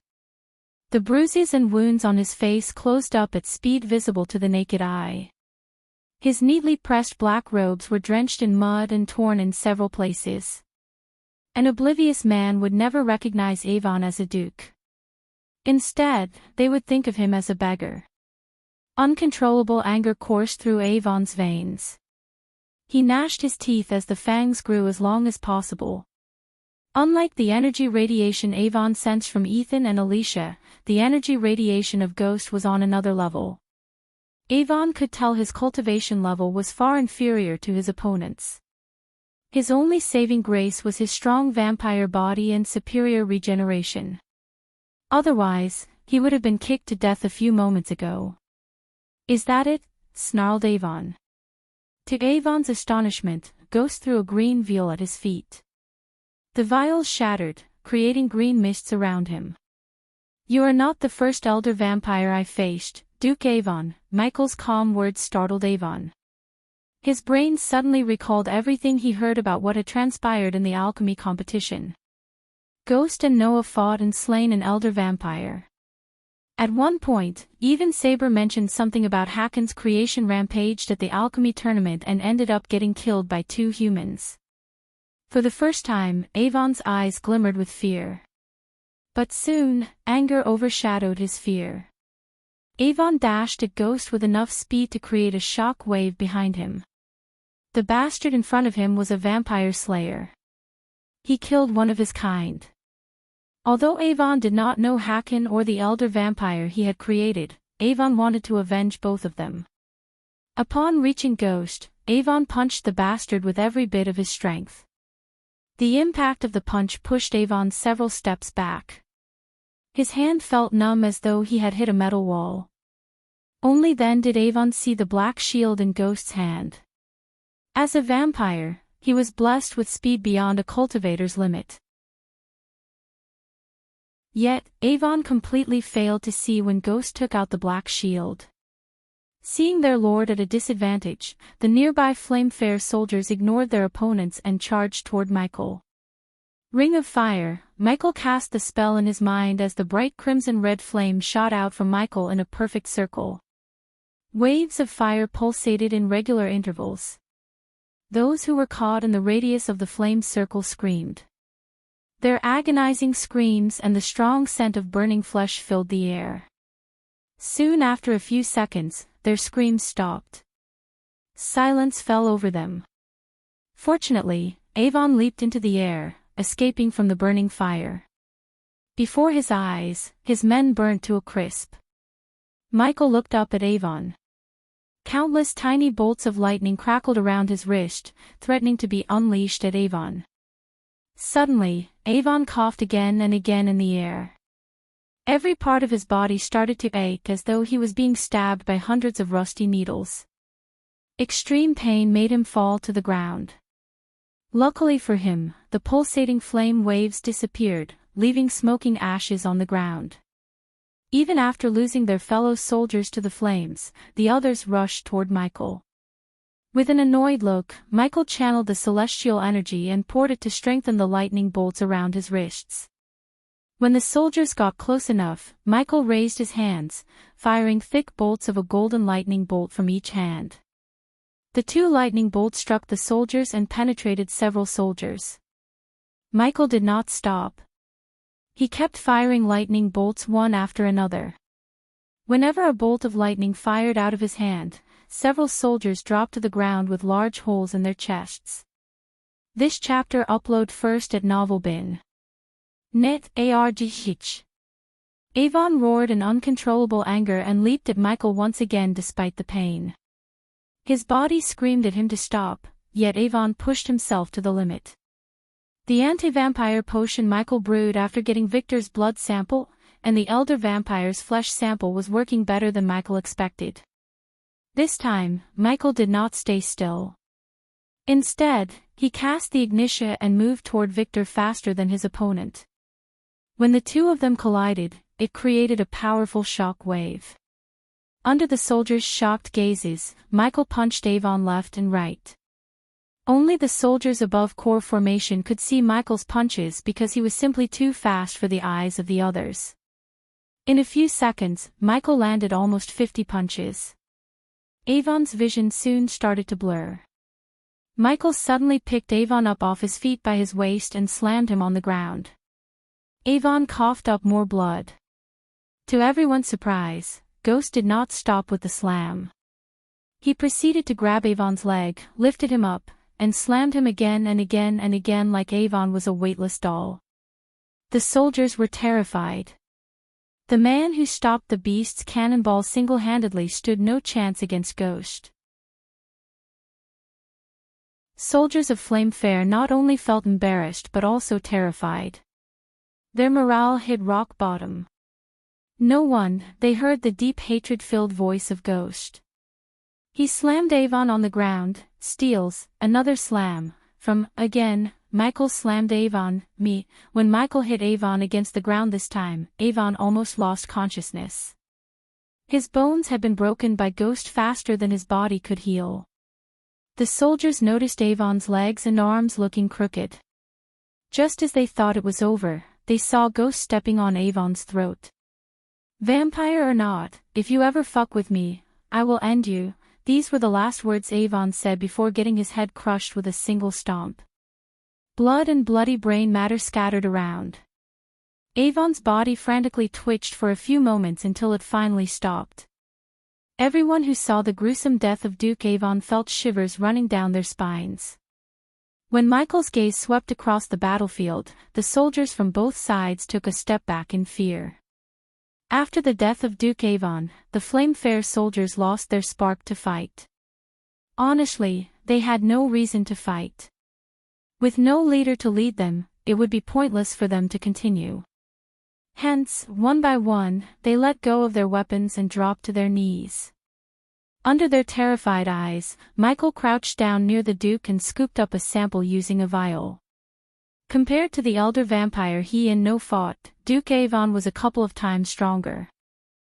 Michael wanted to further test the samples to improve his anti-vampire potions. This proved to be a fruitful thing for Michael. He not only managed to kill and make an example out of Avon but also leveled up. When he was about to turn around and leave, he heard Xavier's voice. Stop, the novel will be updated first on this website. Come back and continue reading tomorrow, everyone. Chapter 646 Ghost Attack Alicia. Michael halted his steps. Judging by the voice, Michael could tell it was the old man who valiantly faced 20 or so men at the same time. As Michael expected, when he turned around, he saw the old man galloping towards Michael. The war between the two opposing armies completely stopped. The Flame Fair soldiers were on their knees, hoping Pentown and Ice Fair dukes would be merciful. Everyone stood far away from the ashen circle around Michael. His rings of flame torched everyone on its path, forming this circle. Except for the Duke's body, everything was nothing but ash. Looking at Xavier moving toward his son, Ethan quickly recalled everything that happened between Ghost and Peter. He leaped into the air and landed beside Xavier with Alicia. "Who are you?" the old man asked Michael. "I go by the name, Ghost," Michael calmly answered the old man. To Michael's surprise, the old man's face twitched. A hint of shock and anger glimmered in his eyes. But the anger soon faded away from Xavier's eyes. "Do you know who I am?" asked Xavier. Michael noticed Alicia's cold gaze on him and Michael just chose to ignore her completely. "No idea," Michael shrugged. When the surrounding soldiers heard Michael, they frowned. How could Ghost say he doesn't know the demon and the sword master of Aragoth? It was preposterous. Everyone in the Elon continent knew Xavier Belafort. They immediately thought Ghost was being arrogant. However, the old man looked into Ghost's eyes, realizing the young man really have no idea about his identity. "I am Xavier Belafort," the old man introduced himself. "Belafort, huh?" The last name of Alicia. Michael quickly made the connections, realizing the old coot was the cold bitch's family member, probably her grandfather. Still, Michael couldn't care less about Xavier or his family. "You put my grandson in the Guardian Guild's crosshair," said Xavier. Michael couldn't tell whether the old man was making a statement or being furious about what he had done to Peter, Alicia's brother. "Your grandson is just facing the consequences of his actions." Just like Duke Avon here, Michael looked at the mangled body of Duke Avon at his feet. "You humiliated him." "He doesn't deserve that," Alicia growled. "This is not a place for this conversation. We have so much to take care of." Ethan tried to defuse the situation before it further escalated. He did not want his son Ghost to put on his Dark Lord robes and kill Xavier overnight. This chapter upload first at Novelbin. Net. If you want to read more chapters, please visit Novel Next. Calm to experience faster update speed. Michael did not respond to Alicia. Instead, he looked at Ethan. "Sorry for the delay in the shipment, Lord Ethan. It won't happen again." When he was about to leave the place, Alicia stopped Michael again. "My grandfather didn't give you permission to leave." Ghost's lips curved upwards, forming an arrogant smirk. "I don't need your grandfather's permission to leave. I can leave whenever I want. This is a battlefield. Here, the commanders of the armies hold the power. When you are here, you're bound to obey the commanders." Michael was surprised to hear the weird rules. "Is that the rule?" Michael looked around calmly to see several soldiers nod, including Lord Ethan. Since Gaia was not with him, Michael didn't know the rules about the battlefield. To be honest, he didn't expect someone to come up with a rule like this. It made Michael wonder who put this rule. Luckily for Michael, the situation brought him a chance to put Alicia in her place. This war is between Flame Fair and Pentown allied with Ice Fair. Since you don't belong to either, what you did will be treated as a crime, Lord Xavier. He was a vampire. Ethan's voice turned grave. If it wasn't for his son appearing at that time, both he and Alicia would have been either turned or drained of blood. Instead of thanking Ghost, Xavier tried to bound Ghost with a rule which was very unlikely of Xavier. Ethan had a feeling this old man has something else in his mind. Whether it was revenge for what Ghost did to his grandson or something else, Ethan did not know. A glimmer of shock could be seen in the old man's eyes when Ethan revealed Duke's secret. Not only the Duke but the surrounding soldiers had also begun to murmur. Many gasped in shock. Vampire or not, he was a Duke and he's an outsider. Xavier looked at Michael. He killed a Duke and it's a crime. You have to come with us peacefully to answer for your crime to His Majesty, Porter Forbes. Hearing the old man, Michael felt annoyed. These dumb weaklings were actually trying to arrest him. Usually, Michael would antagonize influential people like Xavier. However, Xavier belonged to the Belafort family. The ship of allying or being on friendly terms with them had long passed. Hence, Michael gave no shit about the old man. Besides, Michael was in a league of his own. Letting these puny families like Belafort bully him was the exact opposite of badassness. Looking at the gentle smile on Ghost's face fade away, Ethan's heart skipped a beat. This is getting annoying.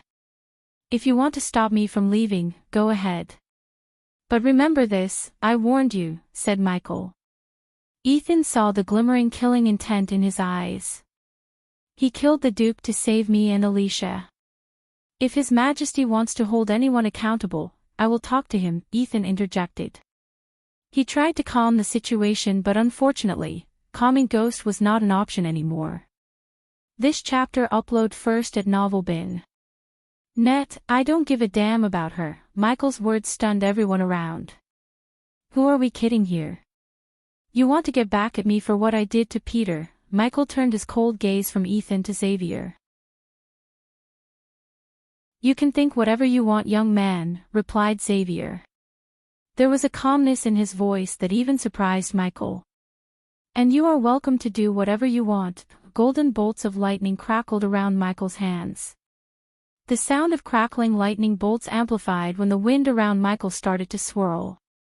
Every soldier in the vicinity took a step back in utter fear.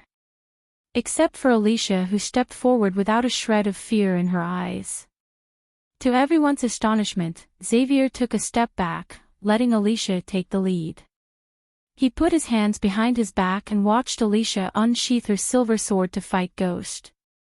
But suddenly, the bolts of lightning disappeared from his hand.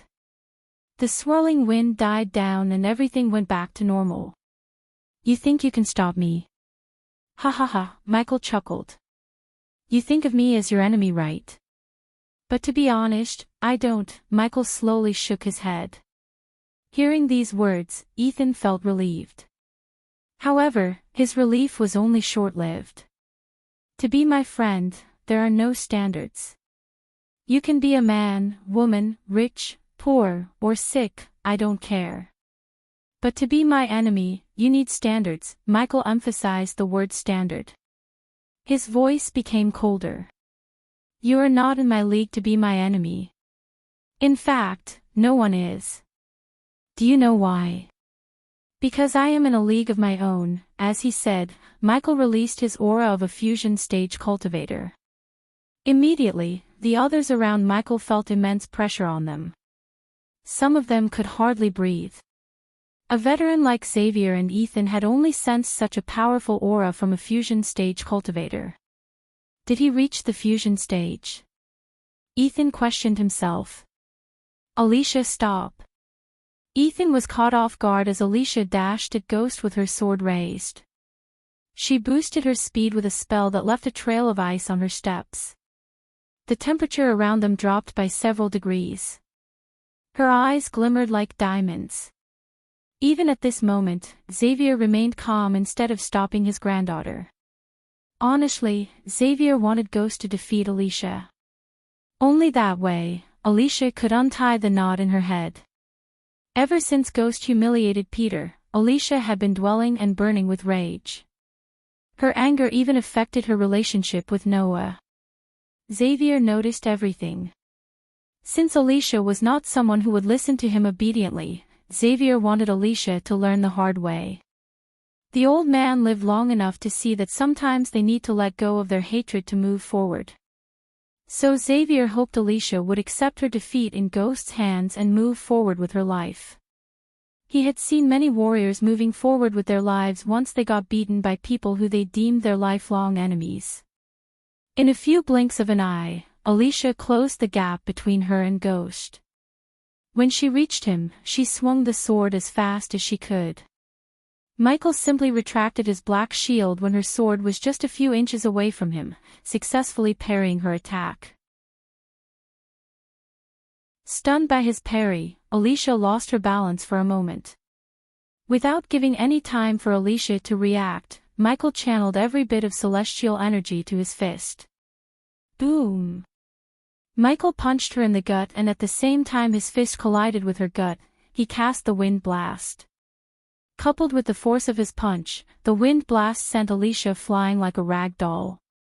Even Xavier did not expect such a result. She was in the air for a minute, almost flying for 100 meters before hitting the ground again. A single punch, that was all it took for Michael to defeat Alicia. The cultivation gap between them was huge.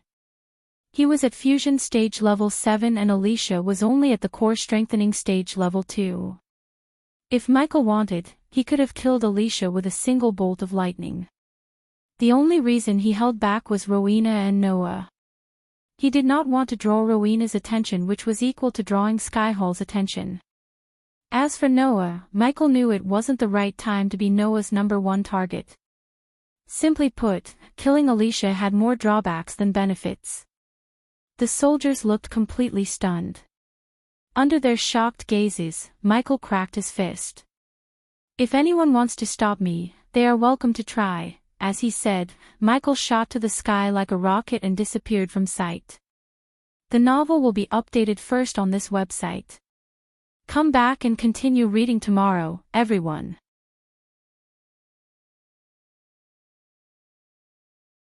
Chapter 647 Headmaster of Mazeroth returns back in Aquilon Realm. Wulfric finally returned to his office with his trusty white royal dragon. The office was divided into 3 areas. The first area of the office contained the headmaster's portraits as well as cabinets, and tables filled with Wulfric's instruments. There was also a fireplace. The second area contained the headmaster's desk and chair and was surrounded by bookcases. The third area was a small sitting room behind the desk. Wulfric looked tired. Dark circles could be seen around his eyes. When he plunged onto his chair, he sighed, taking a long deep breath.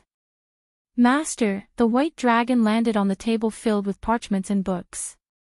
Hearing the gentle voice of his dragon, Wulfric let out a tired smile. "What is it?" asked Wulfric, although he looked like he knew what she was going to ask him. "She made her choice. You cannot protect her and her family forever. Eventually, someone will notice you're tampering with the surveillance spell." Any oblivious man could sense the heaviness in the dragon's voice. It had been 20 years since Wulfric started to sneak into the Sky Hall and tamper with the surveillance spell put on Harriet and her family. The tampering with the spell took a toll on him as the spell was cast by several immortal beings. So tampering with them was no easy task. Destiny cannot be meddled with, Hadolf.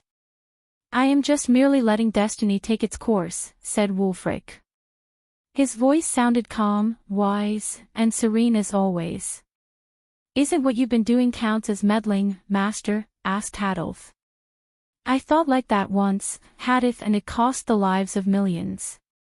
That was the price I paid to learn about my destiny." Hadolf was surprised to see the pain and grief in Wulfric's eyes. She had been with him for almost 5 centuries. In that time, she had never seen Wulfric harm a life, not a single one. So she wondered what he was talking about. "Maybe something happened before I met him," thought Hadolf. "His power is growing at a rate we have never expected, Master," said Hadolf to change Wulfric's mind. "Good. It's time I meet him in person." Unless he chose not to come here again, Wulfric turned his gaze to the copper bowl filled with crystal clear water on the table. Gradually, a dark cloud turned the clear water into a dark sludge. He could hardly see a silhouette of a man through the dark sludge. "What about the other one?" asked Wulfric. "At this point in time, he is much weaker than him. But Elder Galaniel seems to have something in mind." Elder Galaniel was the lady trying to enslave the god of light. Along with Devedon and Thorfinn, she planned to cast a forbidden spell on Noah when he was to step into his godhood. Although Hadolf felt Galaniel was planning something, the dragon didn't know what. After all, Galaniel might not be the strongest but the most cunning among the elders. Unlike the other elders, Galaniel lived among the mortals instead of in a pocket dimension. However, the mortals were oblivious to the fact they were living with the celestial being. She was a god walking the world. With a simple nod, Wulfric waved his hand as the black sludge slowly cleared. Eventually, when the black sludge completely disappeared, a bright light emerged from the bottom of the copper bowl. Luckily, the bright light was not as strong as the black sludge.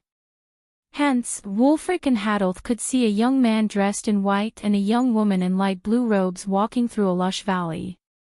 There is a powerful source of energy in the pocket dimension, said Hadolf. This chapter upload first at Novel Bin.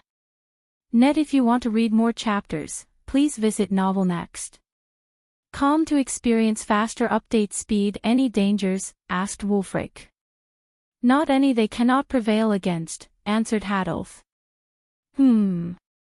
So they want Noah to grow stronger. Wulfric could sense Thorfinn's energy signature from the pocket dimension. A powerful energy source like the one in the pocket dimension would have at least several immortal beings protecting. But there were no such protectors in the pocket dimension. It was clearly a setup made by Thorfinn for Noah to become stronger. If he could see this, there was no doubt Andreas would do too. Devdin's handiwork, Wulfric mumbled under his breath, looking at Yasmin Watson. A soul that didn't belong to her body was living inside. Wulfric could see it as clear as day. Despite Wulfric's attempts to keep the Winstons safer, the Sky Hall always managed to influence their lives somehow.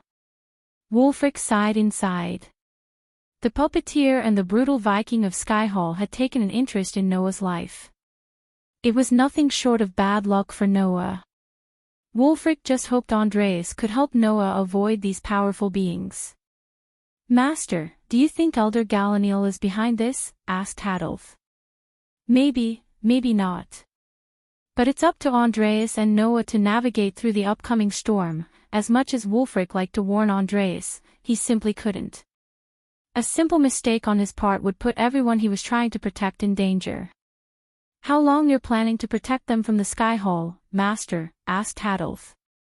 Ever since Diana chose to protect her son, it was Wulfric who prevented the Sky Hall from hunting her down.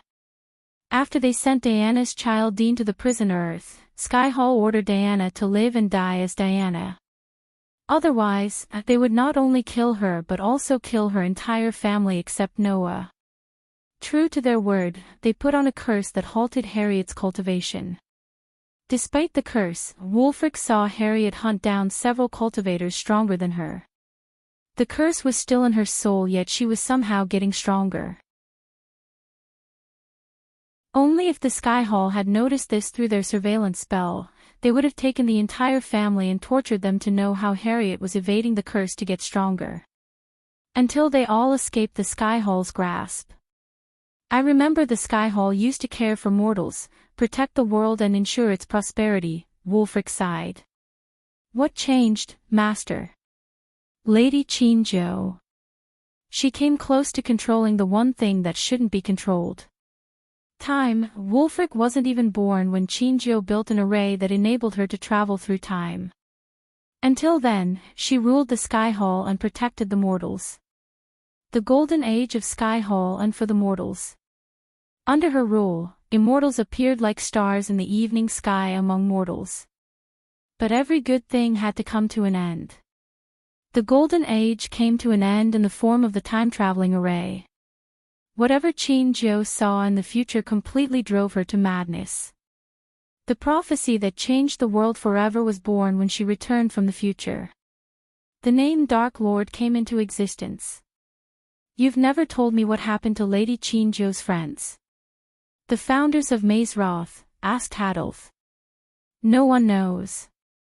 The texts, books, scripts, all talk about Lady Qinzhou but not the others. Other than their specialization and they found Mazeroth together, we don't know anything else about the others. When it comes to Lady Qinzhou and her friends, Andreas knew more than him. It wouldn't be an understatement to say Andreas was crazy about the founders of Mazeroth. He explored many ancient ruins and almost died several times in the search to uncover more information about Archer Crook, Ingrid Stenham, and Karjan Pavlovich, the founders of Mazeroth as well as Qinzhou's best friends. Master, do you think they are still alive? This chapter upload first at Novel Bin. Net Wulfric was surprised by Hadolf's question. To be honest, he himself wondered the same. Even Sky Hall's secret library had no answer about their status. Many believed Qinzhou ascended to Angel's realm while some believed she was injured by the Dark Lord when she traveled to the future and died. However, no one really knew what had really happened to Qinzhou. But Wulfric really doubted Qinzhou would have let the Sky Hall run amok if she was alive. They are not here. I know that for sure. If they were here, this world wouldn't have been in such a mess. Hours passed in a blink of an eye. Finally, Wulfric focused on all the parchments on his table. In his pursuit to safeguard his disciple Harriet, he neglected his duties as headmaster of Mazeroth.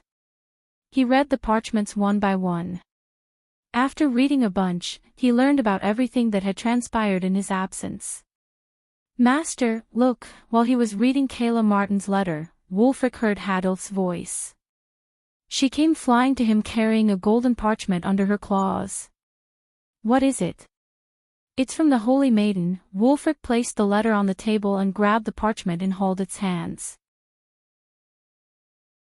The parchment was cold as ice. When he opened the parchment, he saw a request written by Rowena in beautiful handwriting. The handwriting put a smile on Wulfric's face. "Just like her mother, what does it say, Master?" asked Hadolf. She was curious to see what was on the letter after seeing Wulfric smile. "There is a rule in place when a holy maiden reaches the fusion stage. She needs to undergo the curricular of Mazeroth as a student in disguise," Hadolf nodded. "It seems like she doesn't want to come to Mazeroth as a student. So she wants me to reject her admission." "That little demon," Wulfric chuckled. "Can you actually reject the holy maiden, Master?" Hadolf was surprised. "Yes, but I want."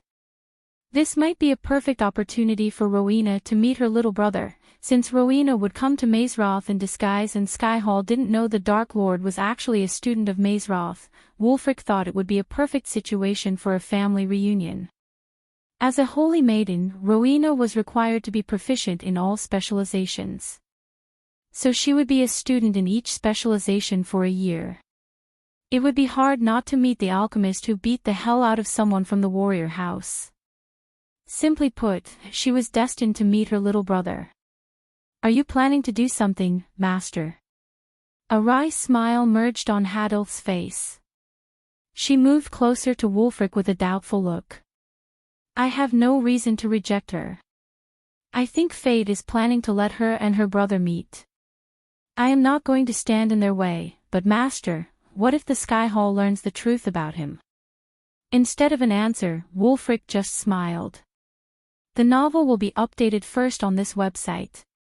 Come back and continue reading tomorrow, everyone."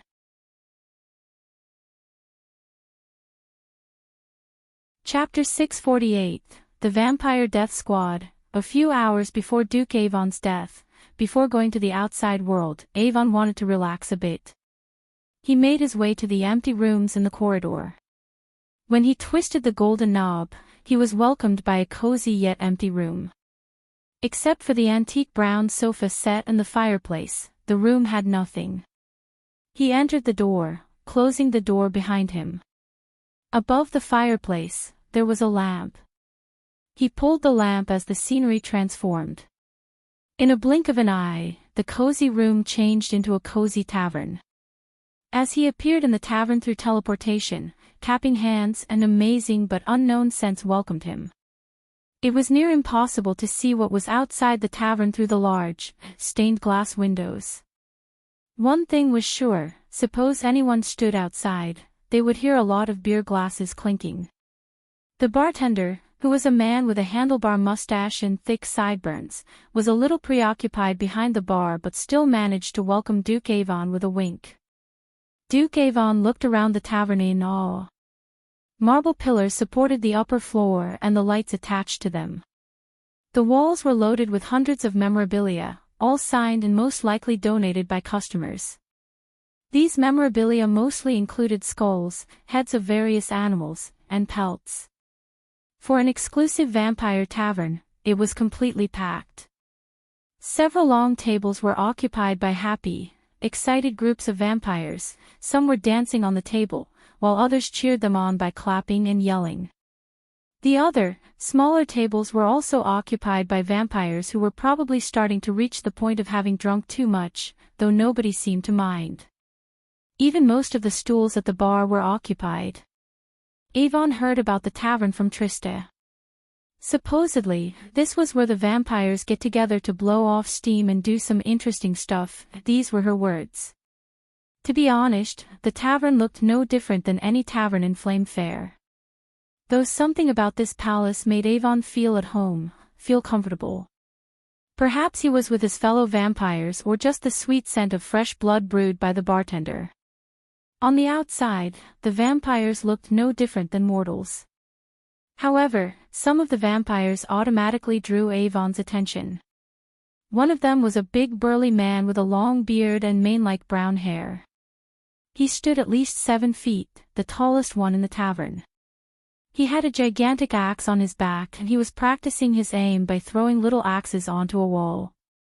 Hrgh, the man acknowledged Avon with a single nod and what sounded like a beastly growl. In stark contrast to the big burly man, a thin short figure with a receded forehead sat in the corner alone. He was feasting on a bloody steak that somehow didn't look like normal meat of any kind. Instead of forks and knives, he was eating them with his hands. Blood and sauces spurted out. Unlike the big burly man, he didn't do anything when he saw Avon. That was for the best, Avon thought, and moved on. Next, he saw a sturdy muscular man sharpening his red dagger.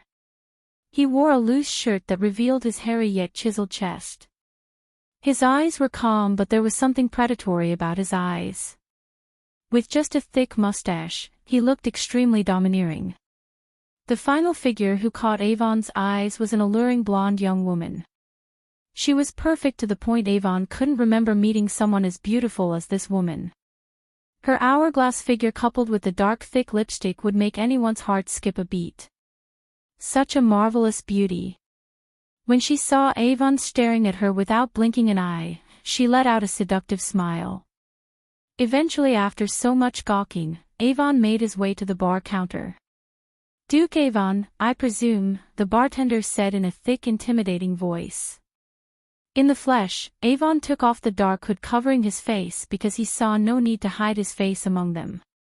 "If I may, don't go with the hard liquor just yet," the bartender pointed at the bubbling red liquid inside a glass barrel. It was blood, not animal blood but pure mortal blood. This chapter upload first at Novelbin. Net. If you want to read more chapters, please visit novelnext.com to experience faster update speed. I am Donovan, and this, the bartender pulled down a lever, pouring fresh beer into a large mug. "Is on the house," Avon grinned, taking the mug, raising it, and emptying the beer down his throat. Avon stunned Donovan by emptying the beer in one gulp. "You're not bad for a noble, Duke." Donovan poured a mug of beer himself before pouring another one for Duke Avon. "So how does it feel, to be how do the mortals call us, vampires?" "Pretty powerful," Avon chuckled. Despite it being just beer he drank, he was feeling kinda drunk. The beer was brewed for the vampires and Duke Avon's body still hadn't completed changing yet. So just a mug of beer made Avon drunk. That had never happened before. As minutes passed by, Avon and Donovan went from strangers to buddies. Eventually, the topic turned to the vampires who stood out in the crowd. "So Donovan, I saw some they are the Death Squad." Before even Avon could finish his question, Donovan answered his question. Avon's face was void of any expression. "Death Squad." Avon slightly tilted his head. "Think of them as elite assassins with a special set of skills. Take him for example." Donovan pointed at the big burly man who was still throwing axes to the wall. "That's Bear. He's anything but finesse. He opts for brutal, butchering his target switch axe style. When you make a statement or an example, that's your man." Afterward, Donovan pointed at the skinny man butchering the steaks with his yellow teeth. "He's Snake. He likes to keep to himself. Not a great conversationalist but a great killer. Like his name suggests, he poisons his targets. Mortal believes once you hit the fusion stage, you're immune to poisoning. Snake over there begged to differ." this chapter upload first at Novel Bin. Neat as Donovan mentioned, the people do believe that once a cultivator reaches the fusion stage, they would become immune to all poisons. However, that wasn't entirely true. Although a fusion stage cultivator would be immune to most poisons, there were several poisons that were powerful enough to kill them.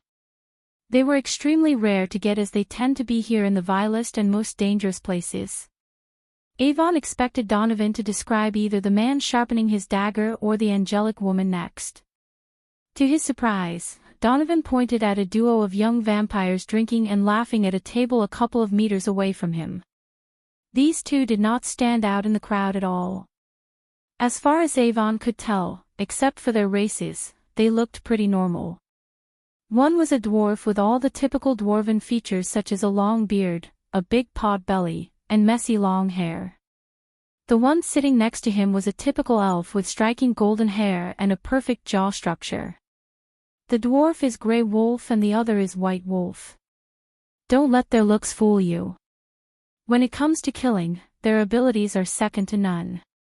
They specialized in making a high-profile assassination look like a street crime, a dwarf and an elf. Duke Avon looked at them with a surprised look on his face. In this world, the dwarves and elves hated each other for some reason. Their enmity was like a cat and a mouse. They didn't know why they hated each other. Nonetheless, they hated each other to the core.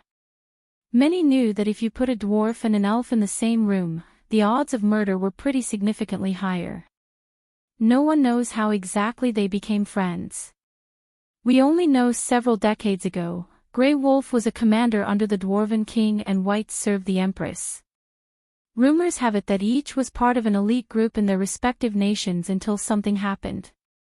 Now here we are, two birds killing folks happily. It's almost like a fairy tale, Donovan exclaimed. Finally, Donovan turned his gaze toward the young woman who sat a couple of stools next to Avon. Despite being the prettiest woman in the tavern, no one dared to approach her.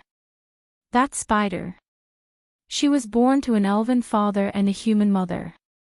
Hated her elven dad, and loathed her mother and authority. Ran away from home at 14. She spent her next couple of decades under the tutelage of Elder Lenora. But that's a story for another time. Spider lures her marks in the most old-fashioned of ways with her beauty. When they least expect it, she unleashes the fury like a woman scorned. She's an expert swordswoman and a nasty bitch with a bow and arrows. There's a rumor going around that she keeps her male victims' nether regions in a trophy case at home. I don't know how true that is, but if it is, that's some shitload of. Donovan just winked without finishing his sentence. He let Avon fill out the last word. If I were you, I would stay as far as possible from her, Donovan said, lowering his voice.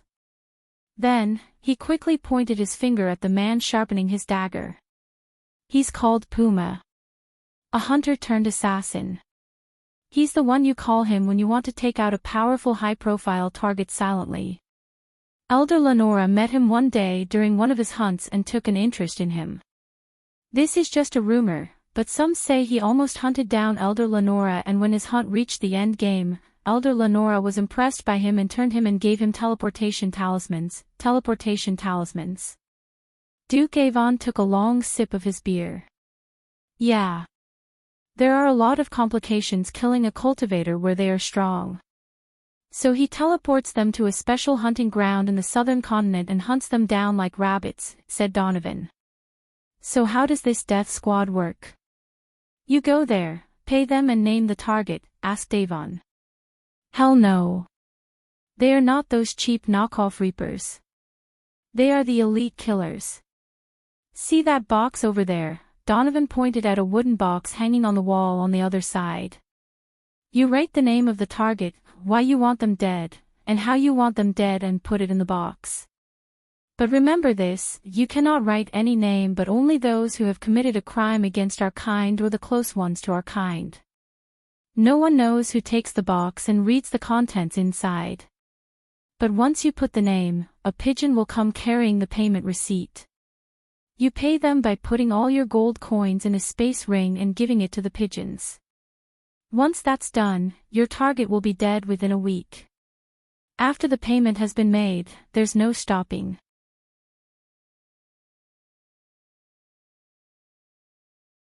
Chapter 649, How Michael Became Ghost Eye. Almost 20 years ago on Earth, the Browning Street was emptier than usual due to all the riots in the nearby city.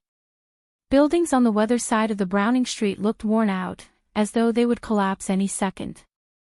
It had been a couple of decades since a building got new paint. The paved stone streets were all broken and messed up. As a result, the streets had more puddles than gray stones. Due to the high crime rate in this part of the city, the street was void of any taxis or crowds. Except for a couple of junkies in the dark alley, there was no one. Despite the afternoon time, the Browning Street looked gloomy because of the dark storm clouds above. The lines of buildings on either side were built to put as many people as possible within.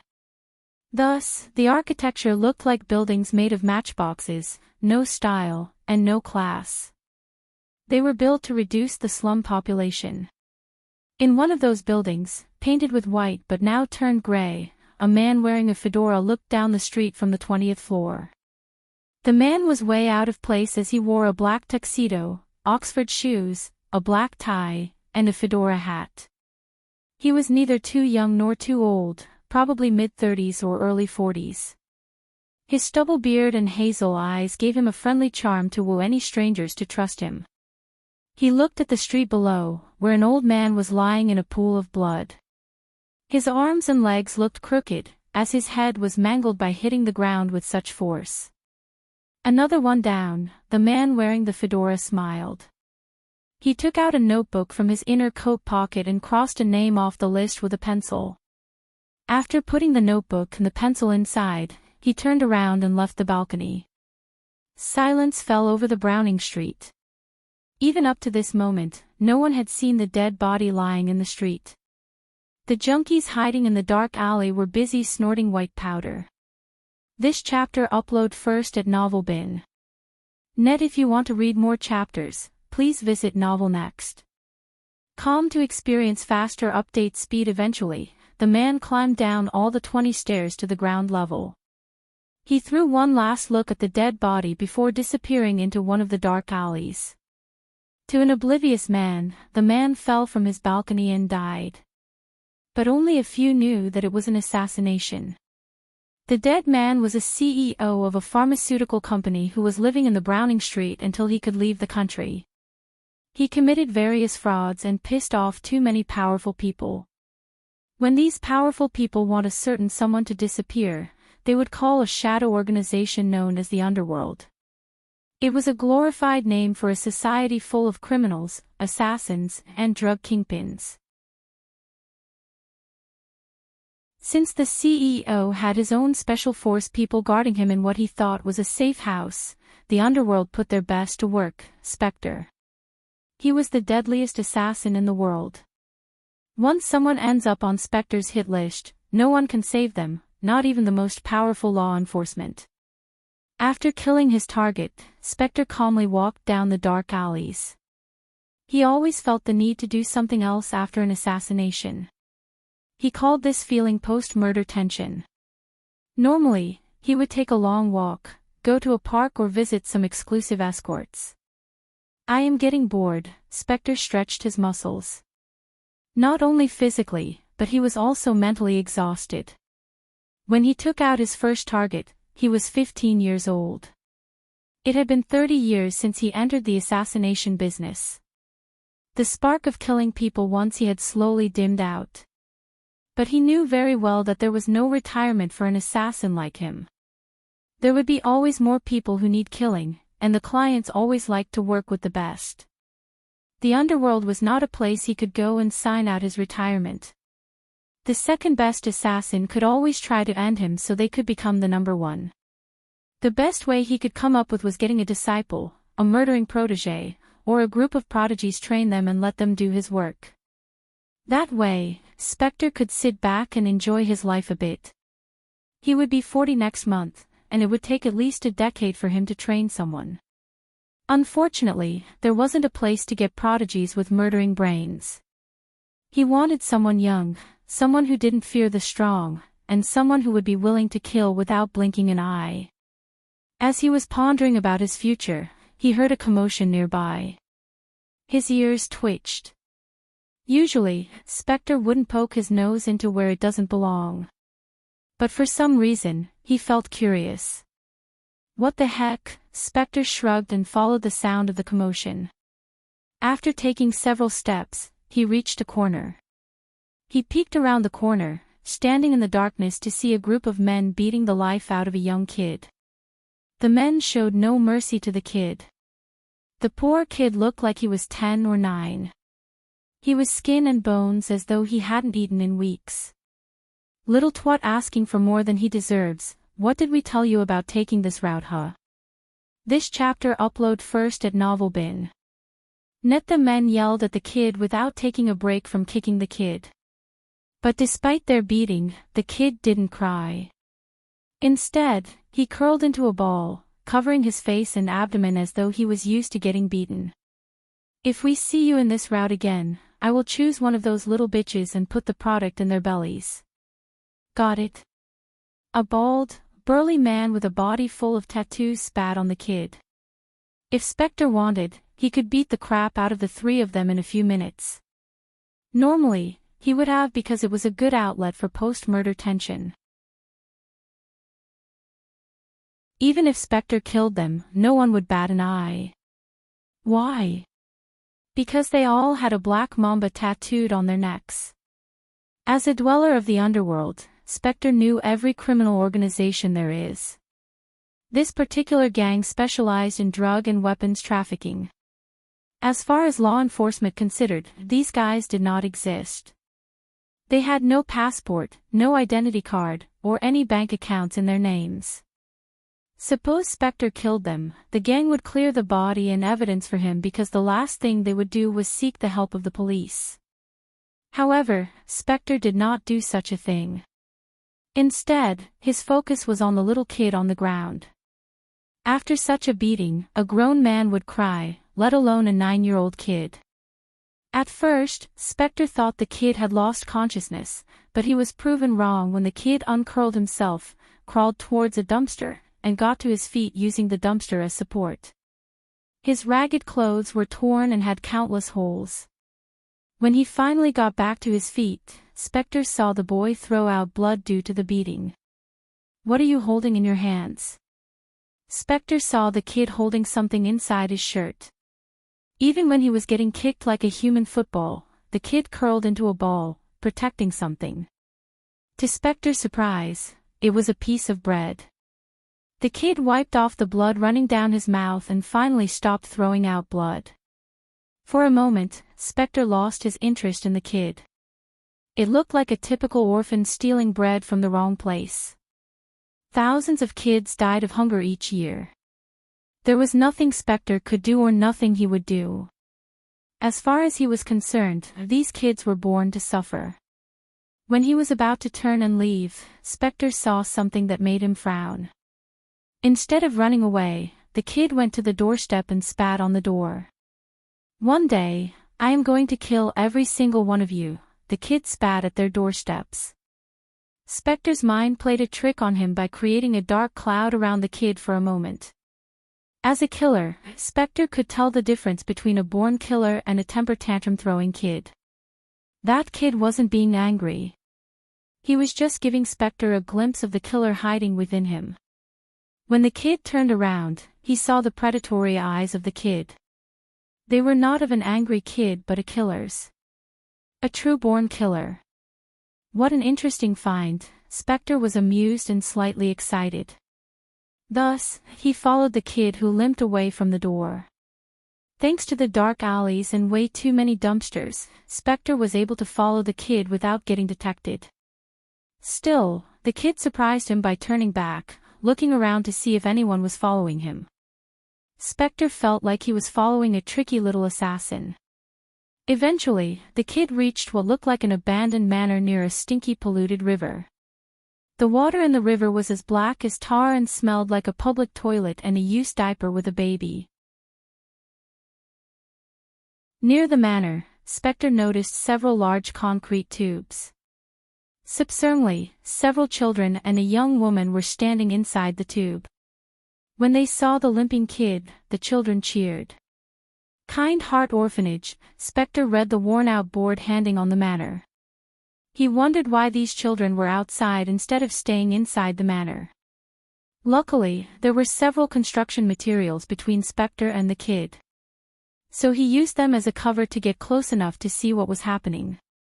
But when Spectre got close, he noticed the brand new state-of-the-art CCTV cameras fit around the manor. Interesting.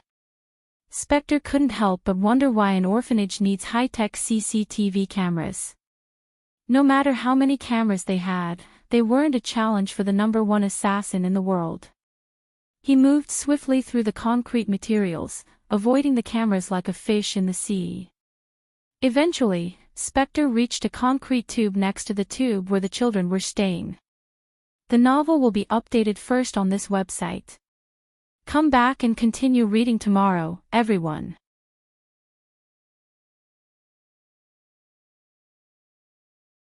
Chapter 650 How Michael Became Ghost 2-inch Michael, what happened to you? Spectre heard a concerned voice of a young girl. Judging by the voice, Spectre would say the girl was in her teenage years, probably 18 or 19. The usual, said the kid named Michael. The other children surrounded him. Looking at the bruises on his face, the young girl knelt down to match his height. Her eyes watered. Where is the sister? Asked Michael. Inside, one of the children whispered. Silence fell over them for a moment until the thunder rumbled in the distance. Here.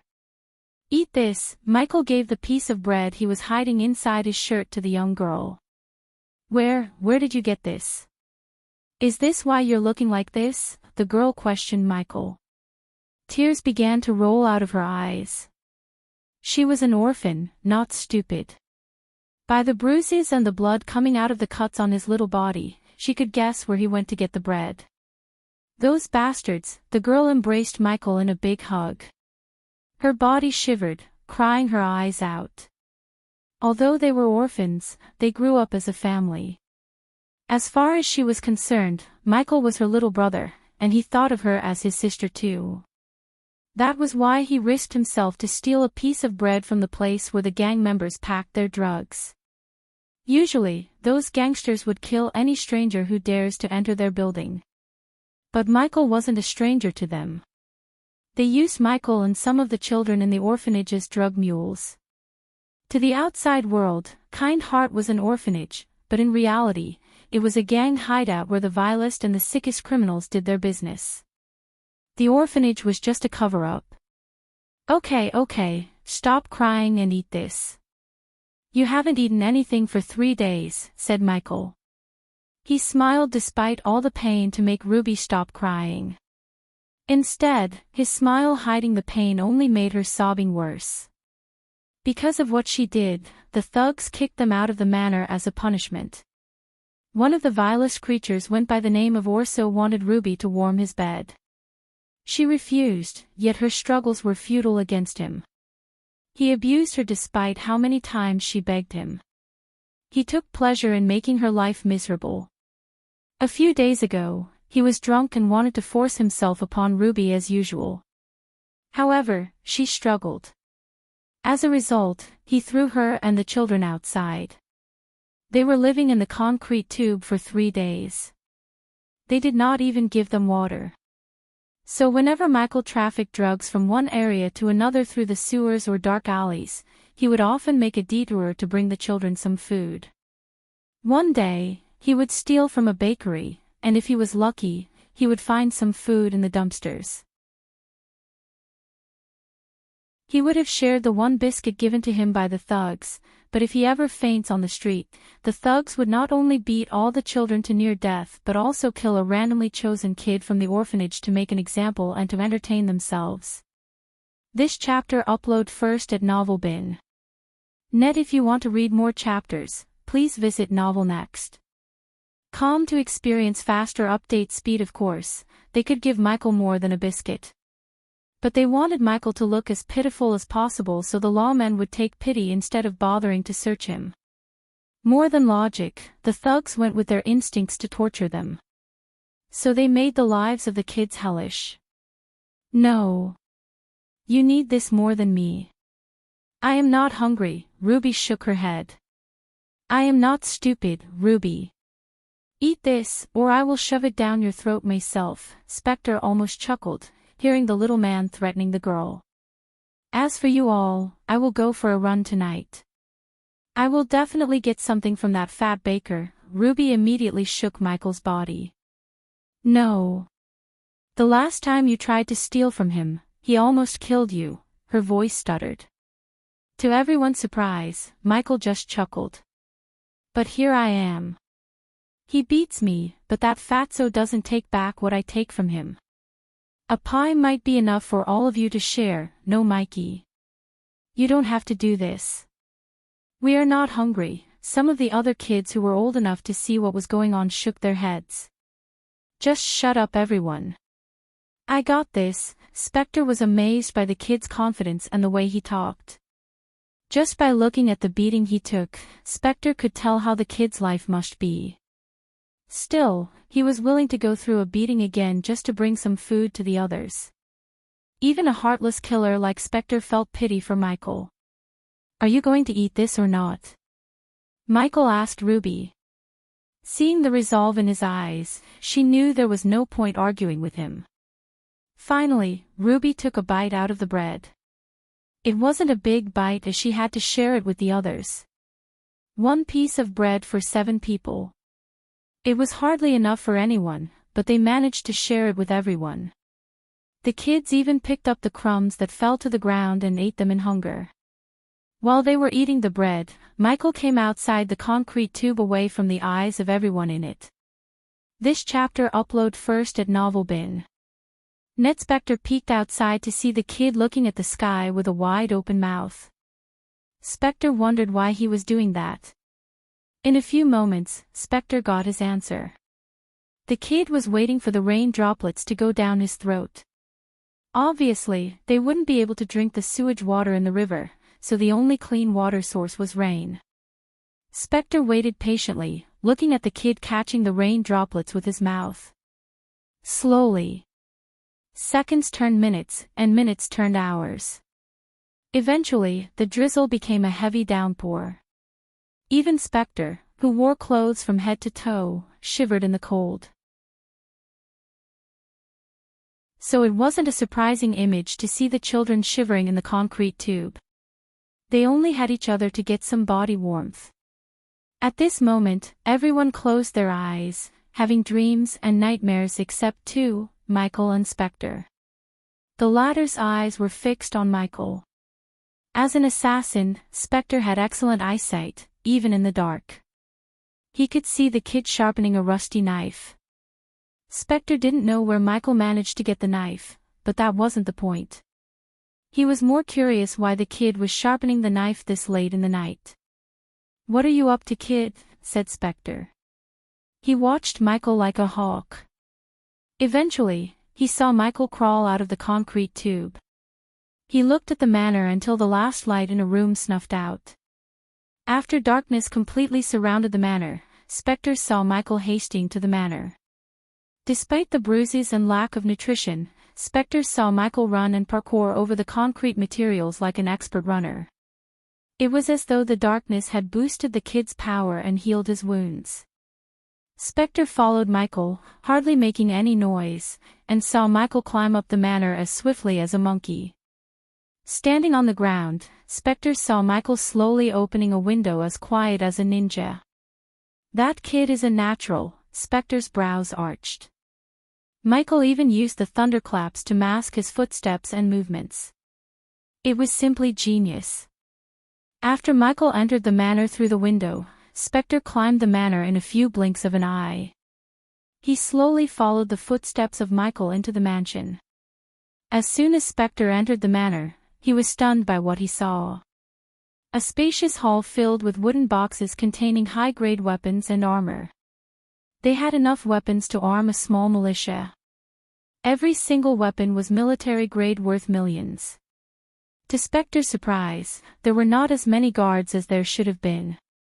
Crouching on one of the ceiling beams way above the wooden crates, Spectre managed to locate Michael and the single guard snoring.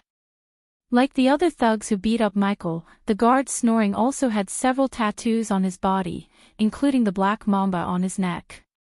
He was a big bald guy with a huge belly who could crush a scrawny kid like Michael with his one arm. Judging by the empty glass liquor bottle around the big thug, Spectre could tell unless a grenade went off near him, nothing could wake up the big guy. Michael slowly crouched to the big thug from behind, as quiet as a mouse. Something told Spectre that Michael had done this before. Jirarjich, suddenly, the big man growled, swatting the mosquito on his cheek. Michael halted his steps, hid behind one of the crates, and waited for a few minutes to confirm the big thug was still asleep. A few minutes later, he resumed his steps toward the big thug. Currently, there was at least 5 meters distance between Michael and the big thug. Spectre curiously stared at the scene unfolding. Unfortunate for Michael, there were no knives around him except the one in his hand. Even to this moment, Spectre couldn't figure out where the other guards were. But Michael knew. Once a month, all the thugs would leave the weapon depot for an hour to treat themselves to drinking, whoring, and beating out poor kids in the name of entertainment. He had been waiting for this day for a long time. Finally, it was time to make Rubus' life a little bit better. The closer Michael got to the thug, the more Spectre felt excited. Anticipation was killing him. He couldn't wait to see what Michael was capable of. If Michael really did manage to kill the thug, Spectre wanted to know what comes after the killing. The answer to his question was just a few meters away from Michael and the thug. A large pipe big enough to fit the thug ran from the manor to the river outside. Whenever there was heavy rain, the city would open up the floodgates. Once that happens, the flood would sweep anything in its path to the ocean. Looking at the large pipe and the polythene bag Michael picked up from one of the crates, Spectre figured out the little kid's plan. The novel will be updated first on this website. Come back and continue reading tomorrow, everyone.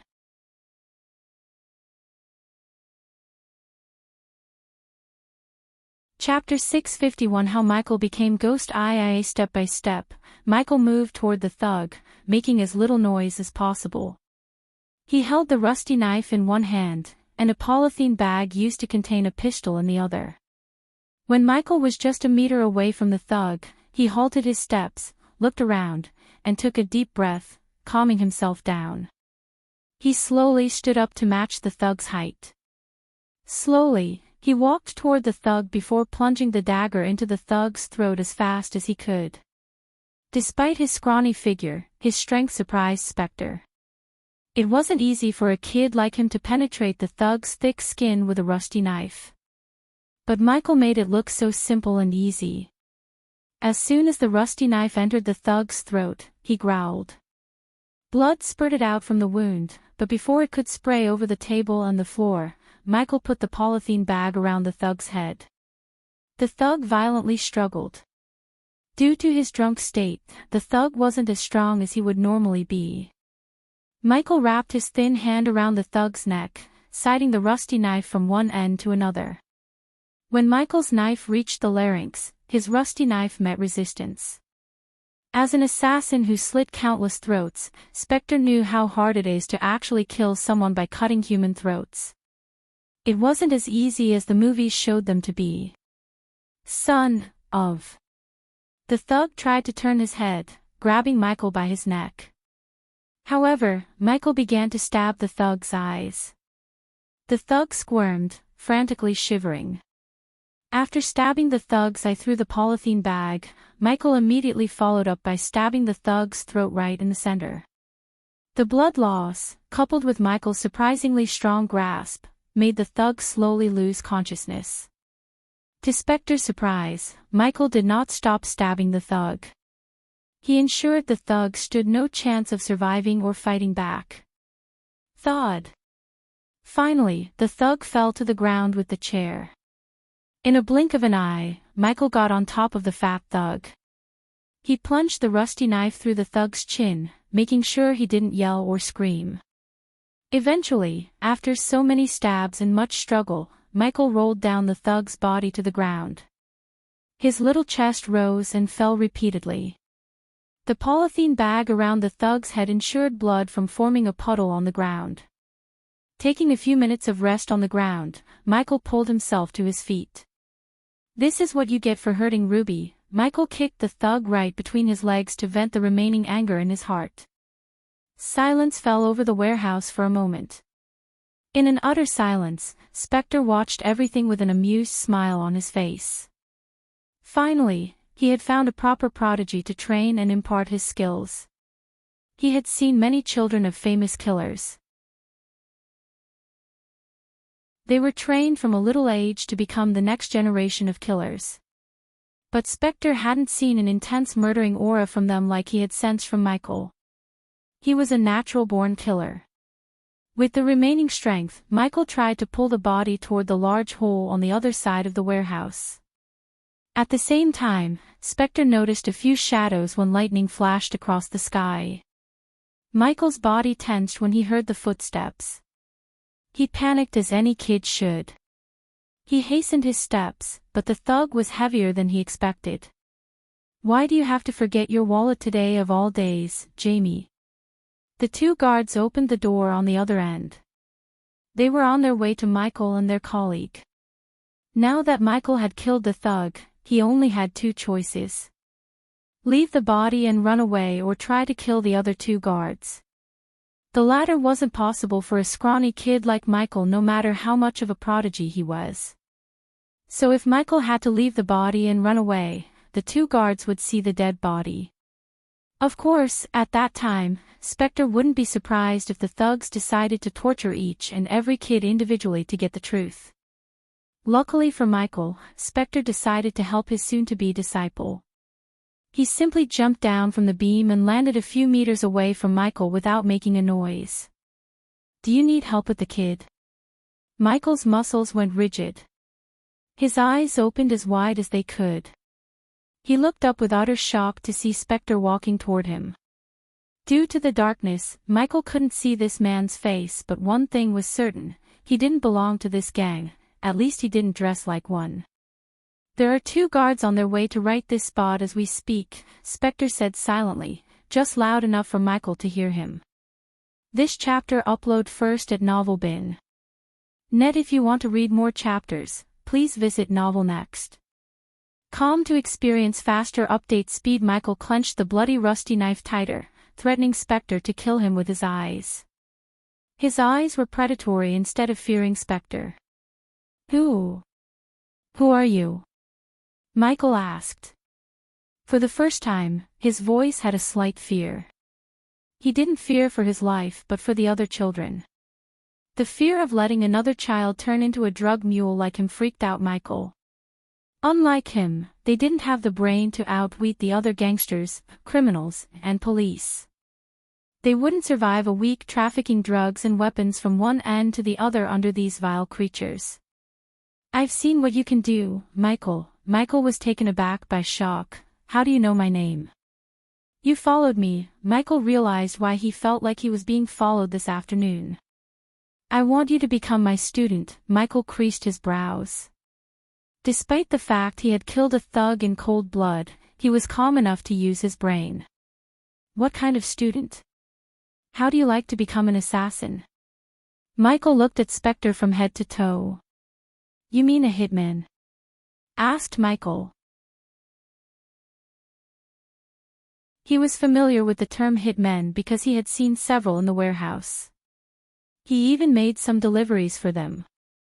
They were no different from the gangsters but just better at killing people. Potato potato. If you agree, your life will get much better. The way I see it, you have to lose. Spectre looked around for a moment. "I have a family," Michael growled. Although being a drug mule wasn't what he wanted, at least he could be with the others in the orphanage and protect Ruby to an extent. "That bastard better be here." Spectre and Michael heard the thugs. Their footsteps sounded louder and louder. Time was running out for Michael. Spectre could escape even without killing the two things, but he doubted Michael could. Time is running out, kid. It's either agreeing to be my student or getting caught by the two thugs. If you are lucky, they will kill you, and don't touch the others. You're a smart kid, you can figure out what they would do to them, can't you? Spectre slowly took a step forward. This chapter upload first at Novel Bin. Net, I am anything but lucky, Michael mumbled under his breath. He really didn't expect the other two thugs to show up. They should have been out for at least 2 hours. A single variant fucked up his plan. How can I trust you? You can't. But you have no choice either.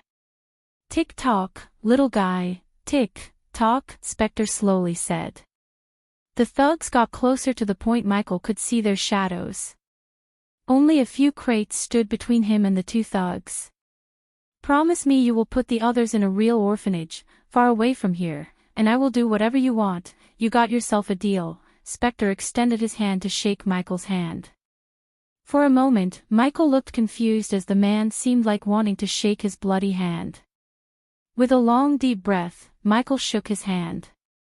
Just like how Spectre recognized Michael as a killer, Michael also had this weird feeling about the man before him. He had been dealing with murderous criminals his whole life, and none of them radiated such an intense killing aura.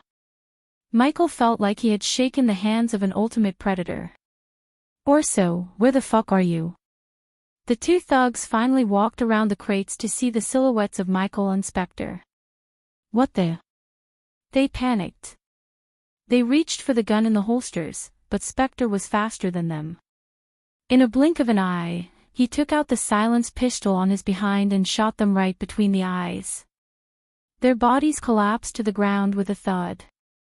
Spectre's speed freaked out Michael. He didn't even see what just happened clearly. Cool, Michael couldn't help mumbling under his breath. The stranger startled him with his speed. What now? We take the kids and drop them somewhere safer. Michael tilted his head. Remember, you can kill me. But I will become a ghost and haunt you for the rest of your life. When Michael saw the man remain silent, Michael threatened him. To his surprise, the man just chuckled. You don't need to die to become Ghost Kid. From now on, you don't exist. You're coming with me to a place where no one knows you, and you don't know anyone. In return, I will put the others in a much better place, a real orphanage, and put enough money to take care of themselves the rest of their lives. This was the first hardest decision Michael had ever taken in his life. He trusted a stranger to leave everything behind, even the one person he loved the most, Ruby, so they could have a better life.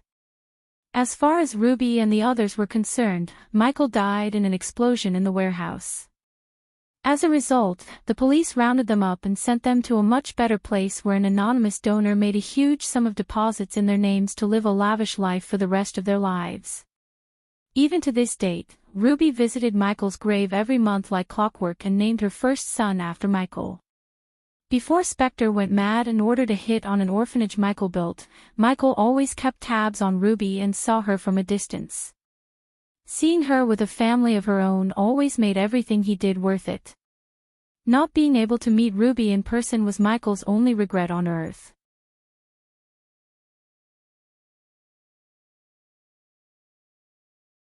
Chapter 652 Hunting Ghost. Inside the floating castle, Rowena sat inside her room filled with cold mist, meditating.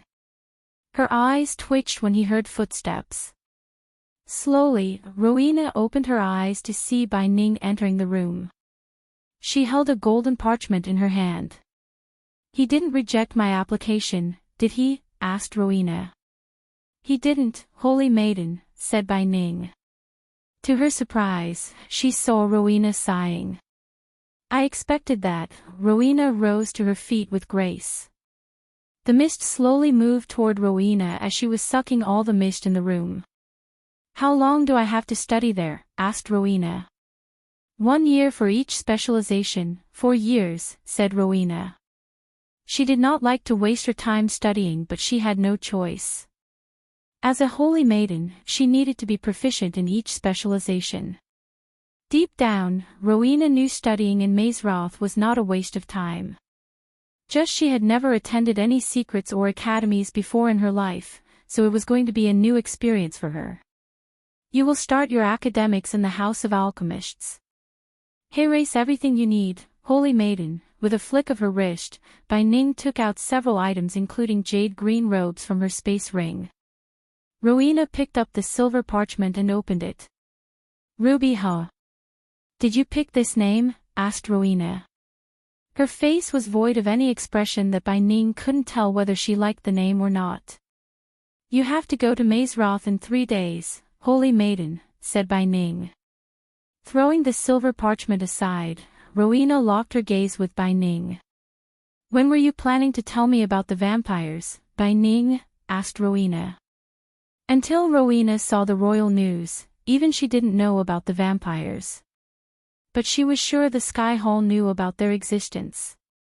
It made Rowena wonder why the Sky Hall elders chose not to reveal their existence to her. For a moment, Bai Ning didn't say a word.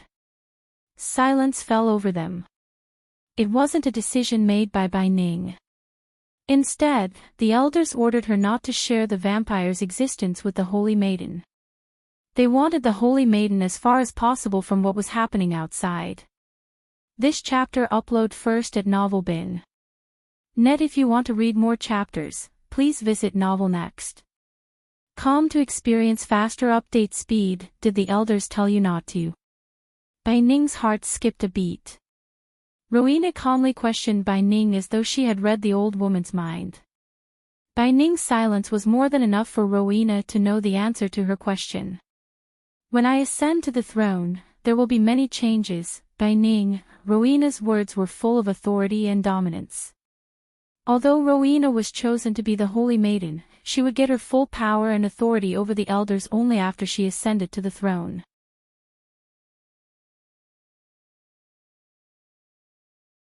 Since the winter would begin in a few days, the night was cold enough for him to light the fireplace and purchase a thick blanket from the system store.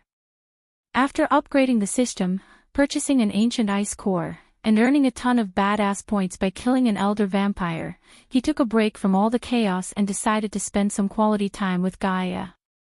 In 4 days, they would have to return to Mazeroth where they cannot sleep like this. So Michael hit the bed early with Gaia and slept cuddling her tight.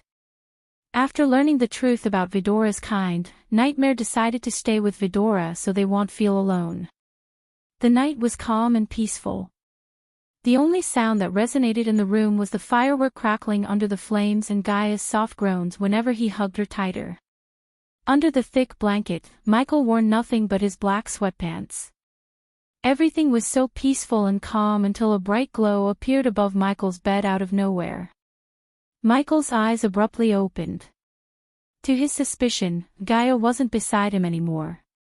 Instead, all he could see were tall trees. The dried tree leaves crumbled under his breath. He slowly picked himself off the ground and tried to see where he was and how he got there. He looked up at the moonless sky. Then, he looked around but didn't move. As far as his eyes could see, there was nothing but trees. It was obvious he was in a forest.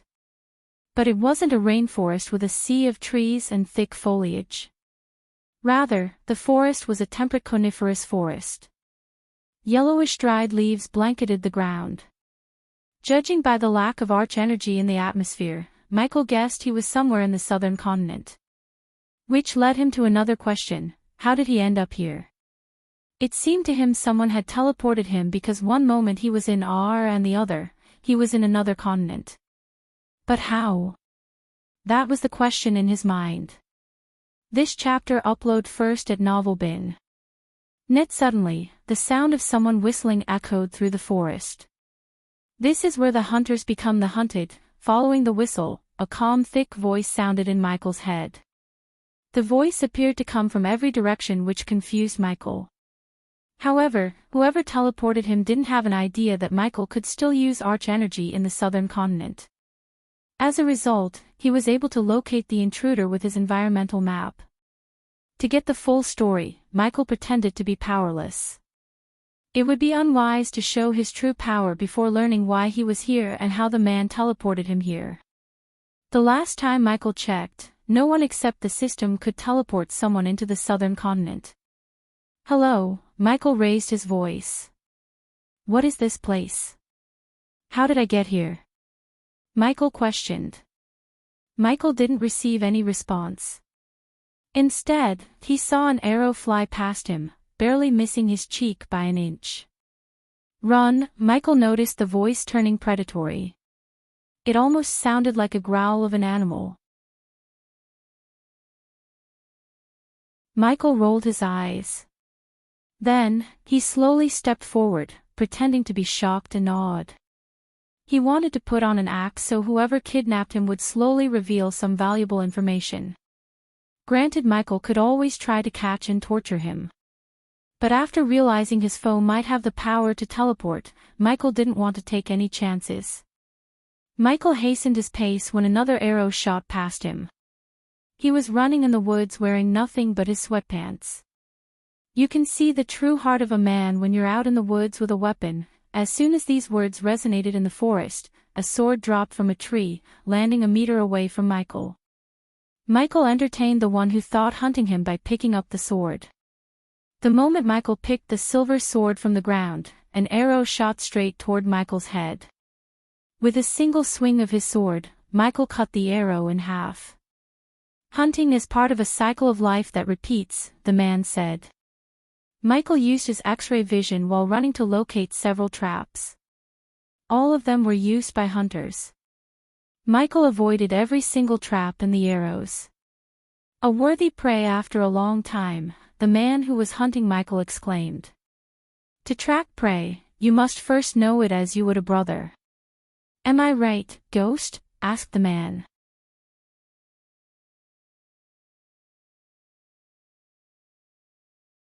Chapter 653 Puma, the hunter using the X-ray vision. Michael noticed several traps on his way.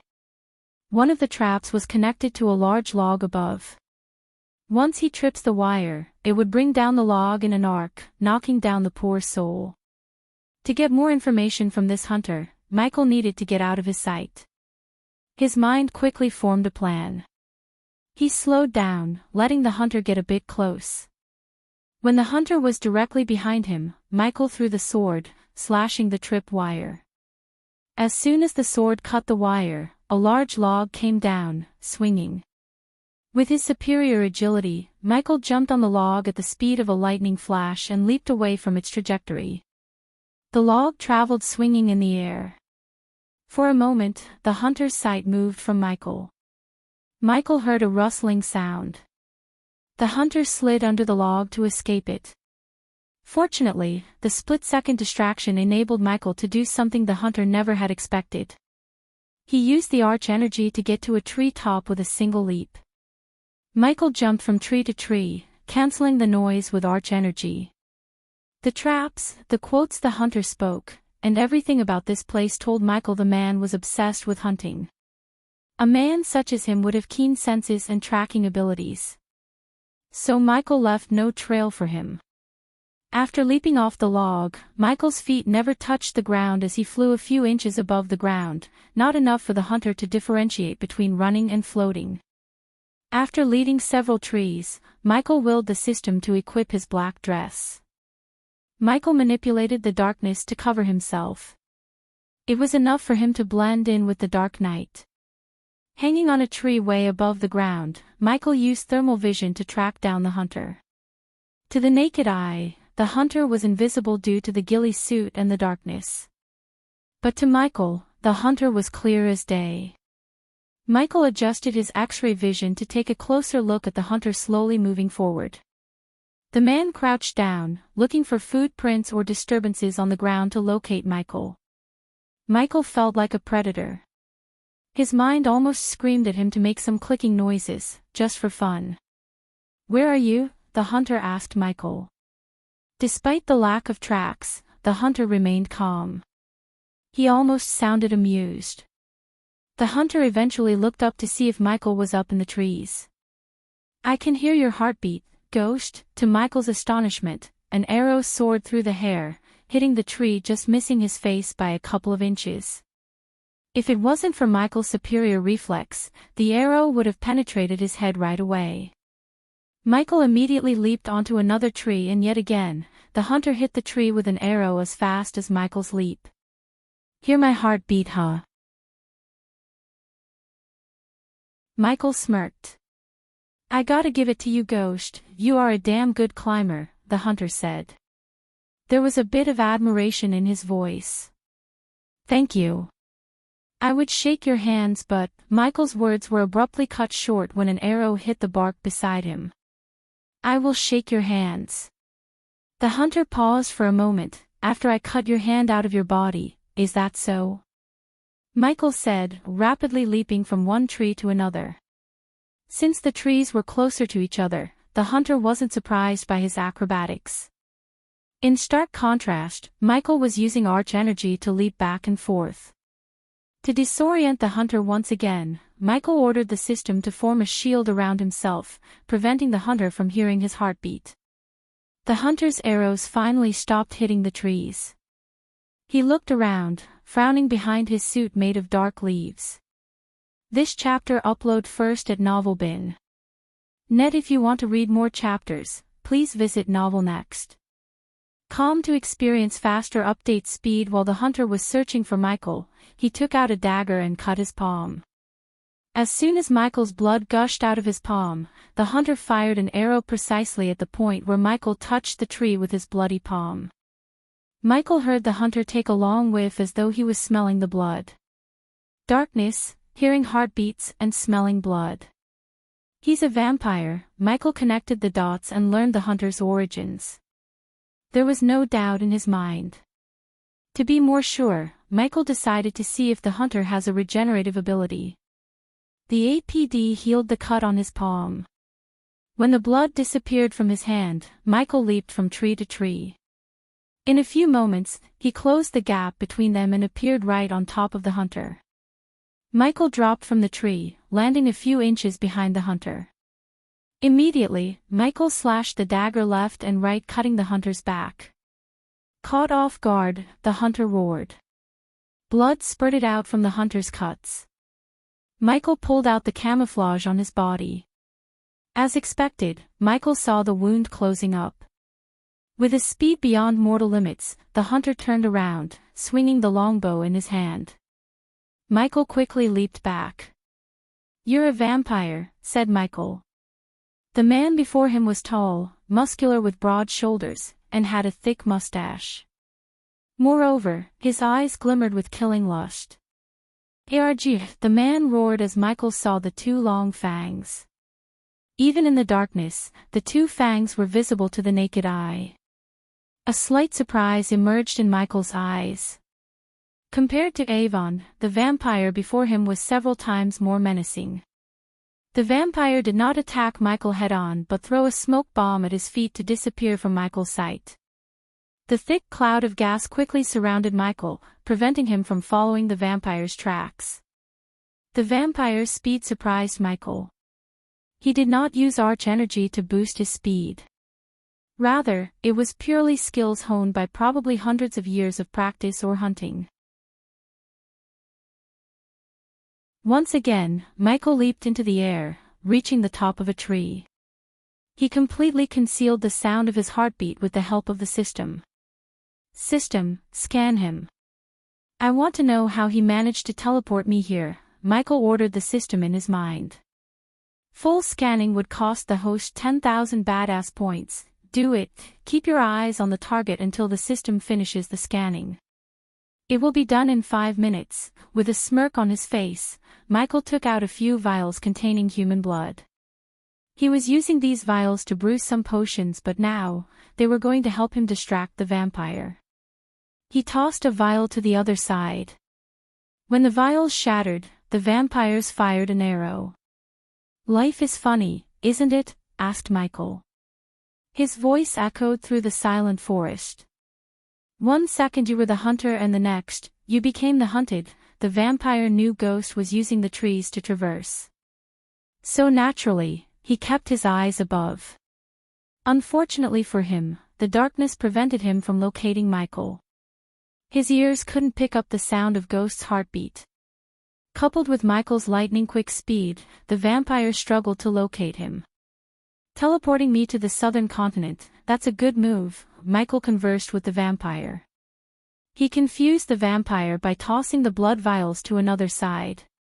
"But picking me as your target, bad move," Michael's voice became cold. "You made several mistakes, vampire." Whoosh. An arrow hit the tree Michael was hanging on. Still, it couldn't hit Michael. He was simply too fast. The vampire was indeed good and almost on par with Gaia in archery. However, Michael used the arch energy to boost his speed. Moreover, it was a dark night when Michael was the strongest. This chapter upload first at Novelbin. Net mistake number 1. You let me learn the layout of this place. Another arrow penetrated the bark. The vampire avoided hitting the place where the scent of blood came from. He learned Ghost was using the blood vials to distract him. Instead, the vampire focused on Michael's voice. Mistake number 2. You didn't do your homework. Otherwise, you would have known what I am capable of, said Michael. He increased his speed more. As a result, the vampire had a hard time locating Michael. Mistake number 3. You talk too much. Finally, the system finished scanning the vampire. The system has detected a teleportation talisman on the vampire's belt, a talisman. Michael thought. Can you lock down this place? It would be a shame if the vampire used the talisman to escape. That will cost you 50,000 badass points, host. Just do it.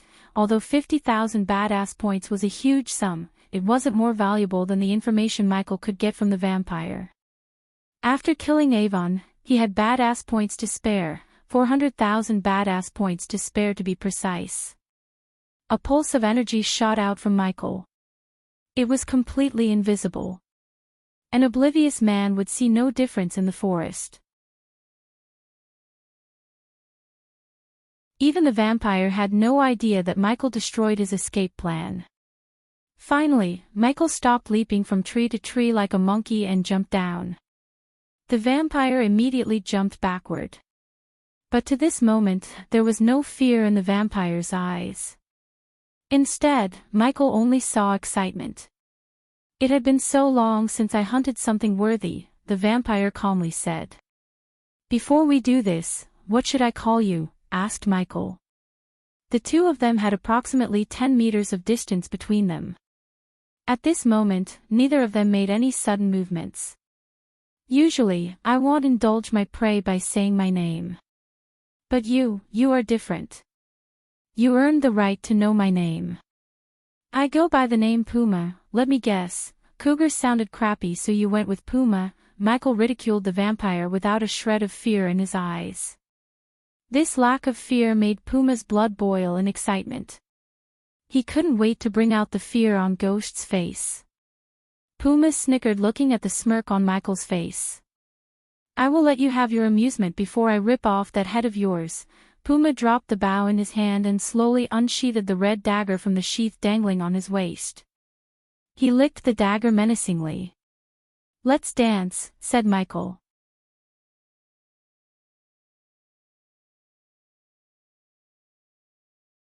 Chapter 654 Serpent Mage's Bane. Since Michael threw the sword to cut the trap wire, he didn't have a weapon in his hand. But no weapon, no problem for Michael.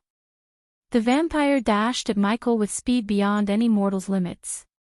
Michael sensed no arch energy around Puma's body. It seemed like only the talisman was using arch energy somehow to teleport. Other than the talisman, Puma had nothing that capitalized on the arch energy. Instead, Puma used pure skill honed by years of training to fight Michael. Puma closed the gap between them in a blink of an eye. He swung the dagger left and right with deadly precision. Although his movements weren't fancy or had much technique, they were deadly and moreover, fast. A single misstep and the dagger would cut Michael's neck. Ding! The dagger met the shield that suddenly appeared over Michael's wrist. Sparks flew around them. Michael used the shield to block and parry Puma's attack. For a few moments, Puma viciously struck the shield left and right. He naturally aimed for Michael's neck, eyes, and gut, but Michael blocked all the attacks with the black shield. The sound of metal clashing echoed through the silent forest. While fighting Puma, Michael did not forget about the traps on the ground. He navigated through the traps without triggering any.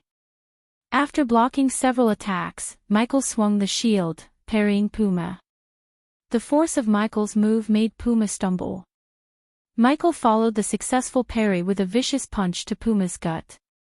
Caught off guard, Puma immediately tried to block Michael's punch. However, he was too late. Michael's punch sent Puma several steps backward.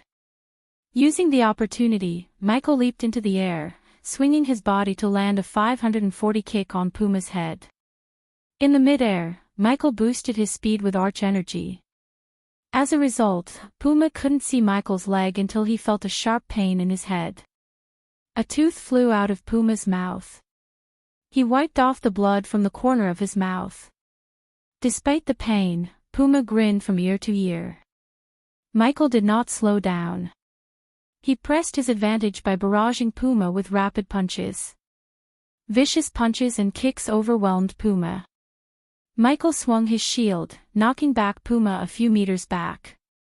Without giving Puma time to retaliate, Michael finished his combo with a powerful tornado kick.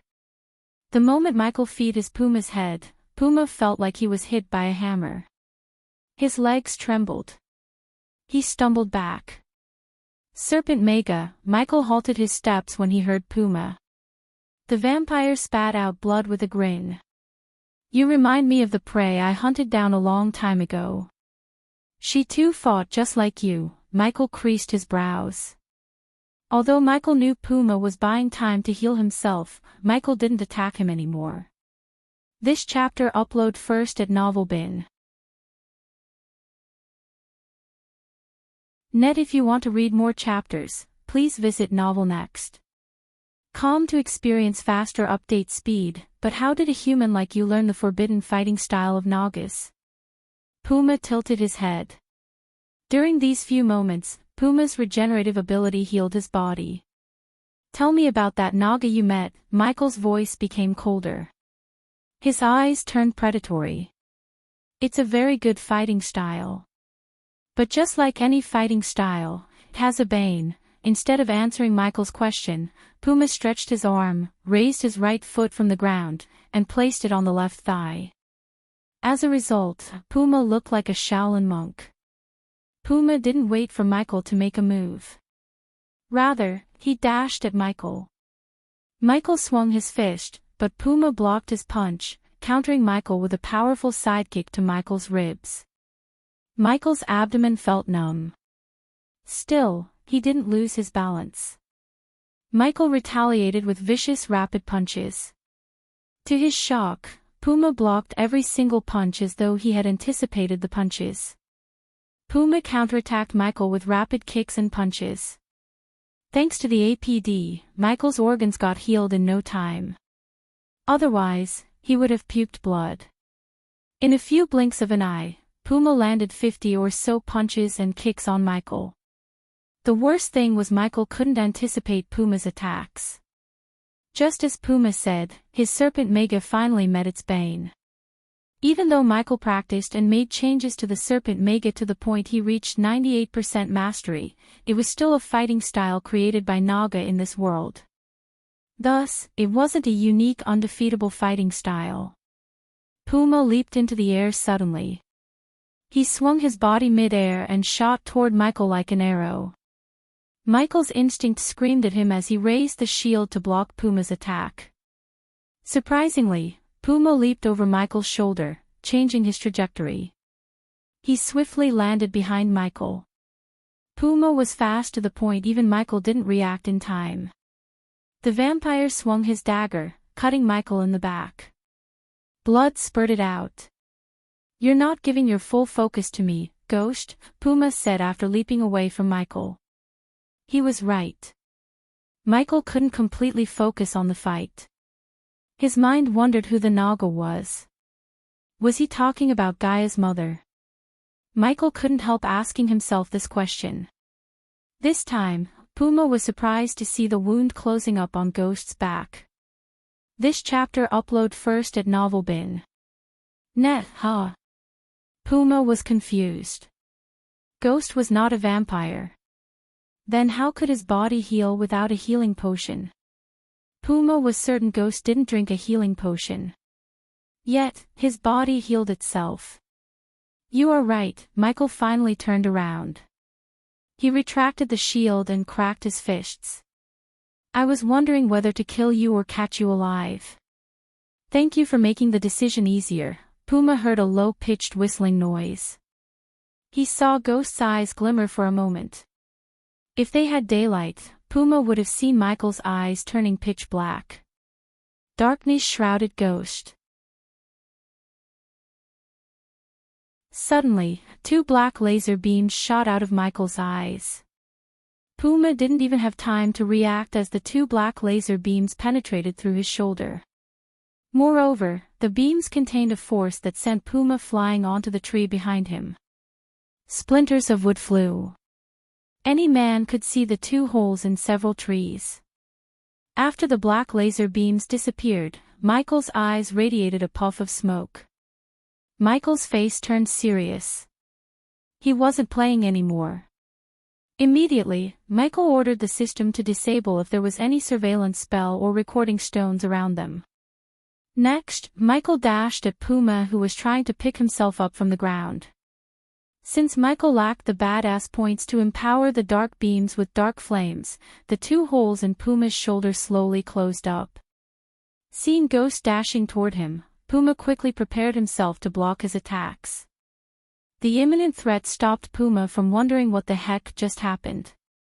But his body refused to move as though an invisible force was shaking his body. When Michael reached Puma, he punched Puma in the face. A sickening crunch resonated from Puma's nose. It looked crooked. Before it could heal itself, Michael snatched the red dagger in his hand. The dark flames engulfed the dagger. Immediately, Michael swung the dagger, cutting Puma's hand clean off of his shoulder. Blood spurted everywhere, including on Michael's face. But Michael did not stop. He cut Puma's second hand. Arg har. Puma screamed as the red dagger turned into an ooze by the dark flames.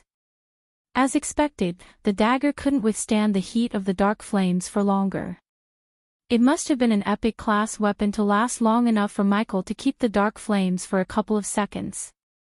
The 2 hands hit the ground with a thud. Puma had never felt such intense pain ever since he was turned by Elder Lenora. The pain was too excruciating. Every fiber in his body screamed in agony.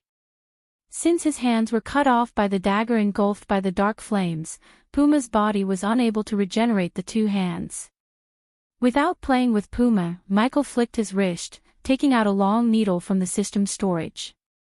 He stabbed the needle into Puma's neck without wasting any time. As soon as Michael injected the needle into Puma's neck, the vampire squirmed frantically. His body soon stopped moving altogether after a few moments. Silence fell over them once again. Except for the sound of dried leaves rustled by the wind, one could hear nothing. Michel wanted to teleport Puma to the crypt. But he raised his hand and touched the tree behind Puma. Soon, a golden glow appeared in the tree for a moment and disappeared after a second. After placing a rune on the tree to teleport here later, Michael willed the system to teleport Puma and him to the pocket dimension attached to the dark forest. That was where Michael tortured and killed Connors. He used the pocket dimension to interrogate high-priority targets. His instincts told him that Puma was nothing but a high-value target. There was a chance Puma was talking about Gaia's mother. He recalled Gaia telling him that the serpent Mega was taught to her by her mother and only their bloodline knew this fighting technique. If Puma really had met Gaia's mother, he might know something that could help them figure out where Gaia's mother is and, more importantly, what made her fake her own death and disappear. In a blink of an eye, the scenery around Michael changed. Puma was still unconscious. My lord, as soon as Michael appeared in the pocket dimension, he was welcomed by Azazel. The demon butler was surprised to see Michael with Puma. The demon butler was enjoying his time off in the serene view of the waterfall and the small lake at the feet of the waterfall. His break was cut short when Michael appeared. Tie him to the tree. Michael pushed Puma to Azazel and disappeared once again. The novel will be updated first on this website. Come back and continue reading tomorrow, everyone.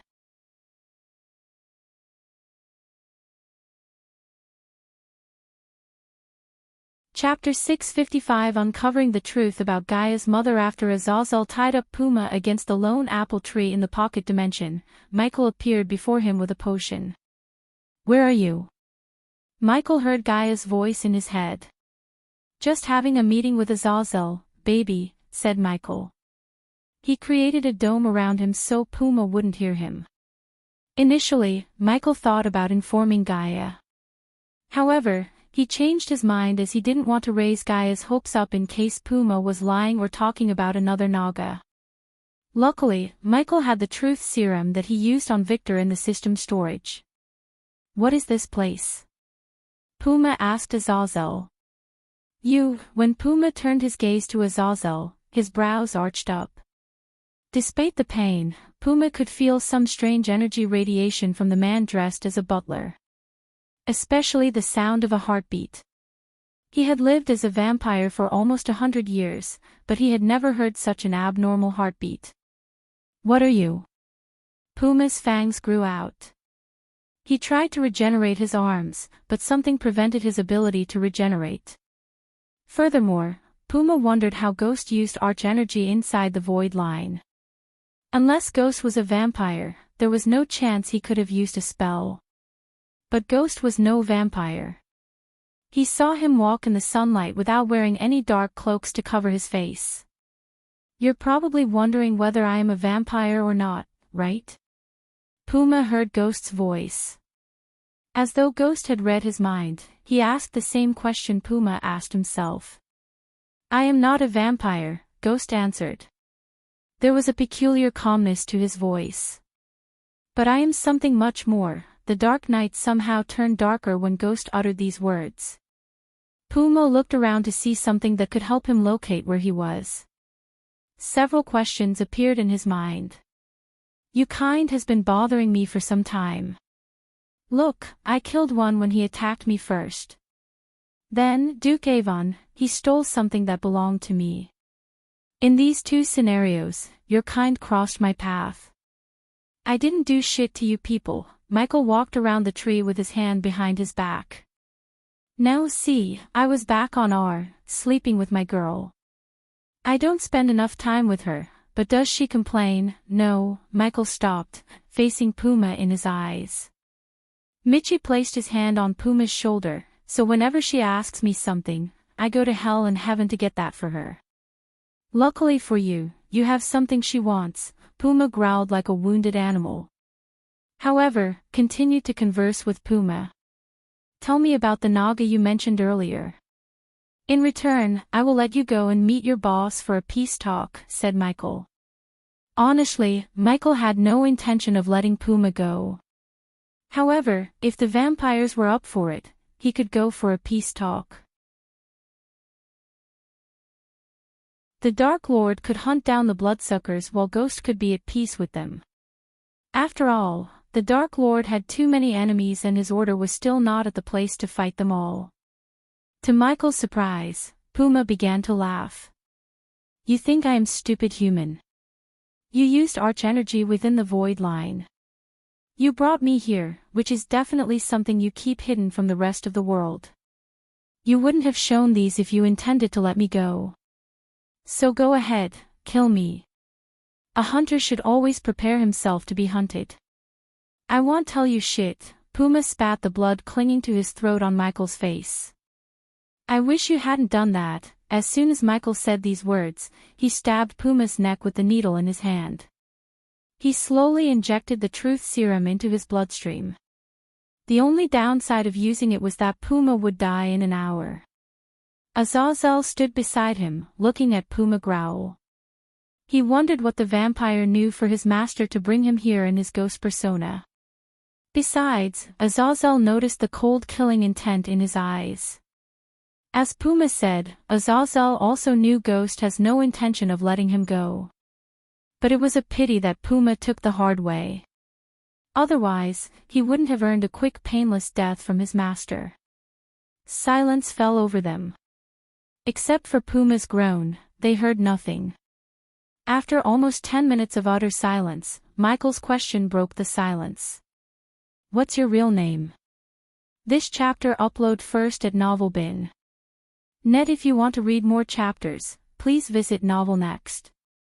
Calm to experience faster update speed. Puma's eyes turned from predatory to submissive. He stopped squirming. Corbin, said Puma. What do you know about the Naga you mentioned earlier? Asked Michael. He wanted to know about the Naga more than who sent Puma after him. A rogue vampire. Elder Lenora wanted me to hunt her down quietly. Michael's veins bludged up under his skin. His eyes immediately turned predatory. Did you kill her? Asked Michael. Azazel saw bolts of golden lightning crackling around his hands, threatening to kill Puma. She escaped, said Puma. Finally, Michael sighed in relief. Tell me more, Michael threatened Puma. Who was she? Michael stared at Puma for his answer. Everything around him seemed to have slowed down. Puma's answer could help Michael find Gaia's mother if the Naga Puma ordered to hunt was indeed Gaia's mother. Adelia Ashton. The Queen of Nagaland. Michael's heart skipped a beat. Shocking was an understatement. How could Gaia's mother be a vampire? Was she turned? Was that the reason Adelia left Gaia? So many questions emerged in Michael's mind. What do you mean she was a rogue vampire? Adelia wasn't a vampire. Michael grabbed Puma's throat. Unknowing to Michael, a layer of darkness appeared around him. Azazel noticed the changes but chose not to say anything in front of Puma. A rogue vampire. They don't obey the clan rules. They are rogues, living with the mortals, doing what they like when they like. Whenever their actions threatened to expose the clan to the outside world, the elders would put a hit on them. That was what happened, said Puma. Who turned her? Asked Michael. This time, his voice became demonic. Without using any devices, his voice sounded demonic. Fortunately, Puma wasn't in a state to rationalize or use his brain. I don't know, said Puma. Since he was under the influence of the truth serum, there was no possibility of Puma lying. Still, it was hard for Michael to believe. When did you last see her? Asked Michael. According to Gaia, Adelia died when Gaia was 6 years old. That meant she had died 23 years ago. Although Michael didn't believe Adelia really died, a solid proof of life could prove that Adelia was alive and sometimes help them find Adelia. Tell me exactly when you tried to hunt her, asked Michael. 22 years ago, Michael loosened his grip on Puma's throat. His legs automatically took a few steps back. She faked her death. Adelia didn't die that day, Michael mumbled under his breath. My lord, if I may, Azazel asked. Since he noticed Michael was in shock, Azazel wanted to give his master a break and continue the interrogation himself. Go on, Michael nodded. He needed to inform Gaia. He didn't know how she was going to react. Nonetheless, she needed to know the truth about her mother. Do you know where she is now? Asked Azazel. This chapter upload first at NovelBin. Net. No, said Puma. If you want to find her again, where do you look, and who do you question? Asked Azazel. ID start with Elder Lenora. She put the hit on her. So if anyone knows something, it's Elder Lenora. Michael recalled seeing the elders in the surveillance room in the dark forest. When he visited the castle of vampires, he bugged the entire castle. So he knew every single elder vampire. If his memory served him right, Lenora was the red-haired vampire. Now that Michael thought about everything, he had never seen Puma in the castle. Because the vampire death squad only visited the tavern, which was a pocket dimension attached to the vampire castle, Michael's spiders never caught them. "Who else knows about Adelia Ashton?" asked Azazel. "I don't know," answered Puma. "Let me rephrase my question. Is there anyone who might know about Adelia?" asked Azazel. Michael locked his gaze on Puma. If Elder Lenora put in open contact, the other Death Squad members might have gone after her. Michael clenched his fist. "Death Squad? Who are they?" asked Azazel. Judging by the name, it was evident they were some kind of assassins the vampire elders used to kill whoever stood in their way or hurt their kind. Assassins. Each had their own way of tracking and killing targets. "I am one of them. Who else is in the Death Squad?" asked Michael. "Bear, spider, snake, gray wolf, and white wolf." Michael inquired about each and everyone from Puma. If Michael didn't have the system, he would have been dead right now. Puma was not at all an easy foe to go against. In fact, with the teleportation talisman, Puma could hunt almost anyone in the world. If the others were anything like Puma, Adelia would have been in real trouble. No wonder she faked her own death, thought Michael. It was time to bring Gaia to meet Puma. But before he teleported back to R, Michael forced the blood tonic down Puma's throat. In case Puma used some tactic to escape this place, Michael could kill him with a snap of his finger. It was reassurance. "Keep an eye on him," Michael said to Azazel. Then, Michael disappeared into thin air. The scenery quickly transformed around Michael. When he appeared in his room in Voldegard's castle, he noticed Gaia peacefully sleeping. He took a deep breath and walked to her side. "Gaia," Michael gently brushed her face. "What?" "Come to bed," she groaned, half asleep. "Wake up. There is something you need to know." Sensing the seriousness in his voice, Gaia slowly opened his eyes. Michael sat on the bed beside her. "What is it?" The sleepiness in Gaia's eyes instantly vanished. In its stead, a glimmer of worry glistened in her eyes. "I caught someone who met you, Mother."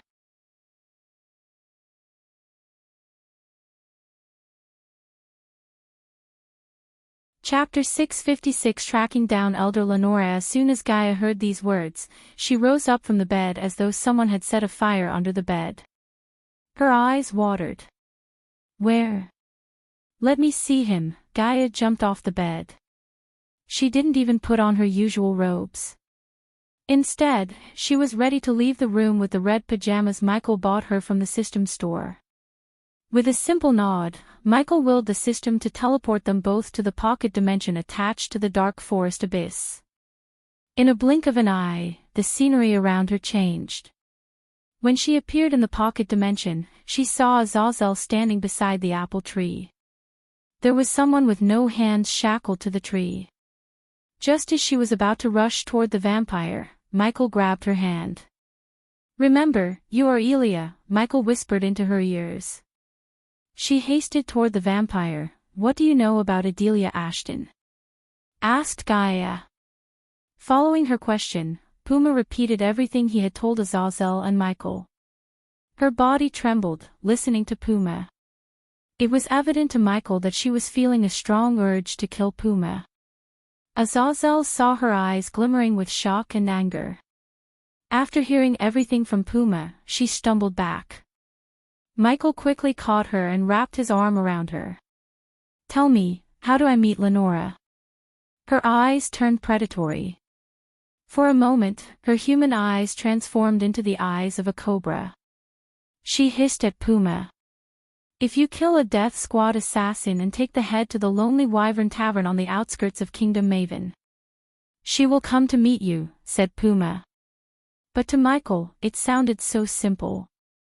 There was no way a powerful elder vampire like Lenora would come meet him without any backup or intention to kill. Besides, it didn't make any sense. Why would anyone ask where I can meet the one who sent you to kill me, or why would anyone go to that tavern? Michael thought after killing Puma, Lenora would track him down somehow or send another death squad member. Unknowing to Michael, not making sense was one of Lenora's traits. She liked to play mind games with her foes and with her own kind. Defying logic and sense was the way she survived as an elder vampire for so long. But Michael wasn't wrong either. After killing Puma, whether or not he travels to the Lonely Wyvern Tavern, she would track him down. The tavern was there to attract daredevils such as Michael. In a way, Lenora's plan worked because Michael had already made up his mind to visit this tavern. Polch. Blood spurted out suddenly as Michael and Azazel saw Puma's head flying in the air. They turned their gazes at Gaia to see a bloody silver sword in her hand. I am going to meet her and find my mother. I shouldn't have stopped trying, she clenched her fist. You're not. I am, said Michael. What? Gaia looked him in the eyes. I said you are not going to meet Lenora. I am. Puma was after me. So ITLL only makes sense if I go to meet her. This chapter upload first at Novelbin. Net. If you want to read more chapters, please visit Novel Next. Calm to experience faster update speed as Michael expected, Gaia shook her head. No. I am not putting you in danger so I can find my mother. You are both important to me. Gaia was firm in her decision, and she would fight for it. Michael could see it in her eyes. Honestly, Michael didn't think she was making a decision with overwhelming emotions like anger or sadness. Anyone would do the same in her shoes. After all, Adelia was just a person to Michael, but to Gaia, Adelia was her mother. How could Gaia remain still after learning her mother was turned into a vampire and being hunted by powerful beings? What do you think will happen? You waltz in there, and they will tell you everything you want to know. I will make them, Gaia growled. Killing intent soared through the roof in her eyes. No, you can't, Michael bluntly said. Think about it. Why does Lenora meet the one who kills her elite puppies? The one who killed her elite was better. So she will most probably turn you, or if you resist, kill you. Michael, who lived 2 lives, knew how people like Lenora would think. If he were a vampire and found a powerful being like Gaia, he would turn her too. The more powerful people in the clan, the safer and the better they were. Don't make me fight you, Michael, said Gaia, taking a few steps back. I won't let them turn you. If the price for knowing what happened to my mother is turning into a vampire, I will do that in a heartbeat. But I won't let them put a finger on you. Listen, Michael's voice became stern. I am not telling you not to go. I am telling you not to go alone. I have a way to get everything we want without turning into vampires or dying. Michael stepped closer. Soon, the Dark Lord's armor covered his body along with the dark shroud. After turning into the Dark Lord, the area around them grew darker. How? Asked Gaia. Until now, his plans never failed. Although she didn't want Michael's ghost persona to get tangled with the vampires any more than he already had, she saw no harm in listening to his plan. With his help, she could find his mother faster. What's the vampire's biggest weakness? The sunlight. Let's give them something that could fix this weakness. They will have no choice but to reveal everything in exchange for this fix, said Michael. The current level of the system was unable to create a formula to cure vampirism. However, it was enough to give Michael a potion to protect the vampires from sunlight for a couple of hours. Of course, Michael could enhance the potion and make the effects last longer, but it was enough for the vampires. System, give me that formula. His 400,000 badass points were reduced by half after the order to the system. Eventually, the system engraved the formula into his mind. Fortunately, he had all the ingredients he needed to brew this potion in his personal herbal garden in the Sunrise sect. This chapter upload first at novelbin. Net, I have the cure. This way will work, trust me, said Michael. He took a step forward and grabbed her shoulders. You trust me, right? I won't let anything happen to your mother. She is family, Michael squeezed Gaia's shoulder. Her eyes welled up hearing his words. Strangely, she felt reassured when he heard him. The next few hours were spent on teleporting to the Sunrise sect, collecting the herbs and brewing the potions. Afterward, Michael ordered Azazel to hide a crate full of potions in the dark forest. He only took one potion with him as a proof. Considering there was no better time than the present, Michael immediately teleported to Giselle and then flew to Maven as the Dark Lord. When he reached the outskirts of Maven, he landed in the woods and walked out of it as Ghost and Elia. The Lonely Wyvern Tavern was built along a lonely man-made path. As far as eyes could see, there was no building or any signs of life. It took Michael some time to finally locate the tavern. From the outside, it looked dark, disturbing and ugly. Small stones and thick, hardwood logs made up most of the building's outer structure. It was hard to see through the small, stained glass windows, but the coldness from within could be felt outside. This is depressing, said Michael. No doubt the vampires hang out in this place. Judging by the tall trees around them, it would be hard for the sunlight to peek through even in the middle of the day. As Michael and Gaia entered the tavern through the old, metal door, they were welcomed by the smell of alcohol and aromas of what's probably food, hopefully.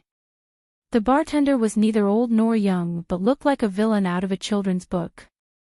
With his long mustache, the scar on his face, and the eye patch didn't help his personality. He was rubbing a glass with a cloth, though it was not getting cleaner. The man made no effort to acknowledge Michael and Gaia's presence. As expected, it was just as horrible inside as it was on the outside. Wooden beams supported the upper floor and the lanterns attached to them. The walls were decorated with mounted animal heads and small animals, though most had become worn and broken, giving the place an even creepier feel. The tavern itself was almost completely abandoned. The few people inside didn't seem like a welcoming bunch. Whoever they were, staying as far as possible from them was better. They were all dressed in creepy black hoods and smelled like blood. Now that Michael recalled, he did hear something about the tavern from Heinberg. Supposedly it was infamous for something, but for the life of he couldn't remember what for. Though judging by everything in this place, it must be something creepy. Michael led the way to the bartender, letting Gaia carry the head of Puma in a sack. To Michael's surprise, he heard the few people in the tavern sniff the air as though they could smell the blood from afar. Are you lost or something? The bartender didn't even bother to look at Michael when he talked. Not lost. Just searching for someone who visits this tavern often, said Michael. He calmly pulled out the wooden bar chair to sit beside Gaia. Whoever it is, I am pretty sure we don't know them, said the bartender. Name Lenora ring any bells? Finally, the bartender looked up at Michael. Michael smiled. It was obvious he was in the right place. Otherwise, the bartender would have looked shocked and the three guys at the back would have stood up, probably to beat them up. The tavern is closed. See yourselves out, the bartender raised his voice at Michael. So you do know her, Michael pulled the glass the bartender placed on the table toward him. He took out a water pouch from his inner coat pocket and poured the water into the glass. I lost count of how many times I've said this.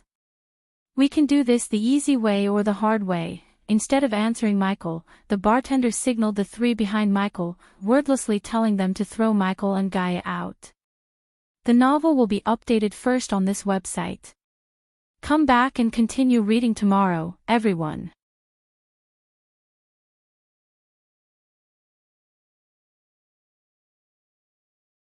Chapter 657 Gaia versus everyone in the tavern. I got this. Gaia put the sack containing Puma's head on her chair after she stood up. She cracked her fist. Her eyes turned predatory as though of a seasoned killer. It was evident she was not in the mood for playing. Anyone could see the suppressed rage in her eyes. The bartender looked at her for a moment before turning his gaze back to Michael. He couldn't believe the youngster was letting a girl face these killers. As a man who lived in the southern continent for decades, the bartender could easily differentiate cultivators from southerners. These two were definitely not from the southern continent, which meant they hailed from the cultivation continents. However, no matter how powerful they were in their homelands, in the southern continent, they were as weak as babies. At least, that's what the bartender thought. Michael slowly took the glass in his hand and took a little sip. He didn't even bother to turn around. "You have insurance for this place?" asked Michael. Meanwhile, three tall, bulky muscular mountains moved toward Gaia. Gaia and Michael were tall, but these three were taller. They were tall enough to raise anyone's eyebrows. If being tall wasn't enough to stand out, they were big enough to win any bodybuilding competition on Earth. Compared to them, Gaia looked smaller, like a child. The three cracked their knuckles. One of them looked at Michael. "Last chance, kid. Leave now, and we won't mess up your girl," growled the man. He didn't remove his hood so Michael couldn't see his face in the reflection in the glass. "Try not to kill them," said Michael, completely ignoring the man. "But the more the blood, the better," said Michael. Drawing out Lenora might require them to spill more blood. She was a vampire, after all. Michael didn't delude himself by thinking he could get an elder vampire's attention without bloodshed. As much as he liked to avoid bloodshed, some tasks required blood. For instance, the bartender could tell them he knows Lenora or the way to meet Lenora. Instead, he ordered his lackeys to beat them up. A wrong decision on the bartender's path. Gaia was ready to fight Michael himself, let alone these nobodies. "I don't have all day," Gaia coldly threatened the three. She rolled up her sleeves, preparing to beat the crap out of them. The three might have an advantage in size, but they were no match for a furious woman with arch energy coursing through her veins. Their heavy thundering boots made the table nearby tremble. Instead of ganging up on her, only one approached Gaia. The man didn't take Gaia seriously. So, when he reached an arm-reaching distance from Gaia, he tried to put his hand on Gaia's shoulder with the intention of throwing her out. Before his hand could touch Gaia, she grabbed his hand, immediately crushing his hand. This chapter upload first at Novelbin. Net. If you want to read more chapters, please visit novelnext.com to experience faster update speed ARGH. The man squealed like an injured cat. His scream surprised everyone. But his cry was cut short when Gaia kicked him right between the legs with enough force to dislocate his pelvic bone. "Shh," Michael grimaced. He almost heard the sound of something shattering. The man lost all his strength and power. Finally, he just collapsed to the ground. So they are not vampires, Michael thought to himself. If he were a vampire, her kick would have hurt him more because vampires had no reproductive organs in their bodies. Instead of traditional means, the vampires reproduced by turning others. In a way, their fangs were their reproductive organs. "Bitch dash," the man growled. Unfortunately, Gaia wasn't done with him. She took a step forward, stomping his stomach. Blood gushed out of his mouth. The man curled into a ball, screaming in agony. His scream was cut abruptly short by Gaia as she picked up a chair nearby and bashed it on his head. The two behind him were stunned, just like everyone in the tavern. Using their momentary shock, Gaia grabbed the broken piece of the chair in her hand, leaping onto the two behind her victim. The two of them snapped out of shock. Intuitively, they brought their hands before their faces to defend themselves. The wooden leg was no match for the thug's big gigantic arms. Wood splinters flew in all directions when Gaia bashed the wooden leg on the man's arm. Everyone thought Gaia was done for. Unlike the first one, the two were prepared. They thought Gaia wouldn't be able to surprise them with a low blow. "Fucking bitch," one of the men threw his fist, cursing Gaia.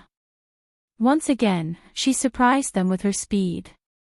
She swayed her body to the side, avoiding the punch mid-air, grabbed one of the flying wood splinters, and stabbed the man who threw the fist in the eyes.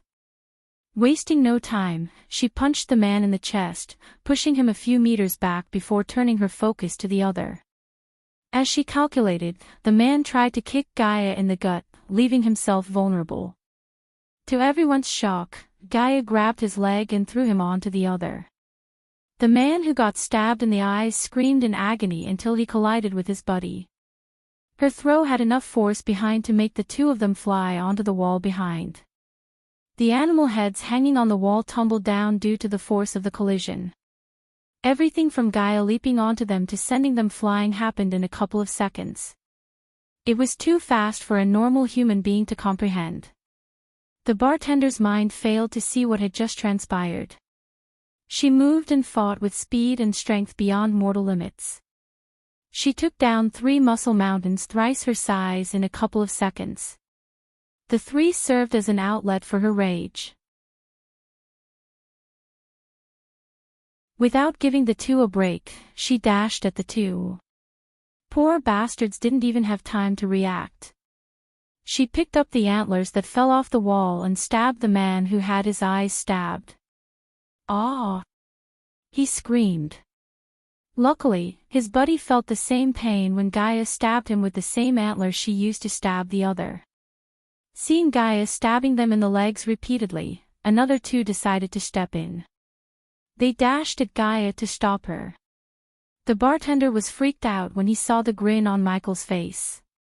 He had no idea why Michael was smiling at his glass. Unlike the 3, the 2 who decided to save the 3 were neither tall nor muscular.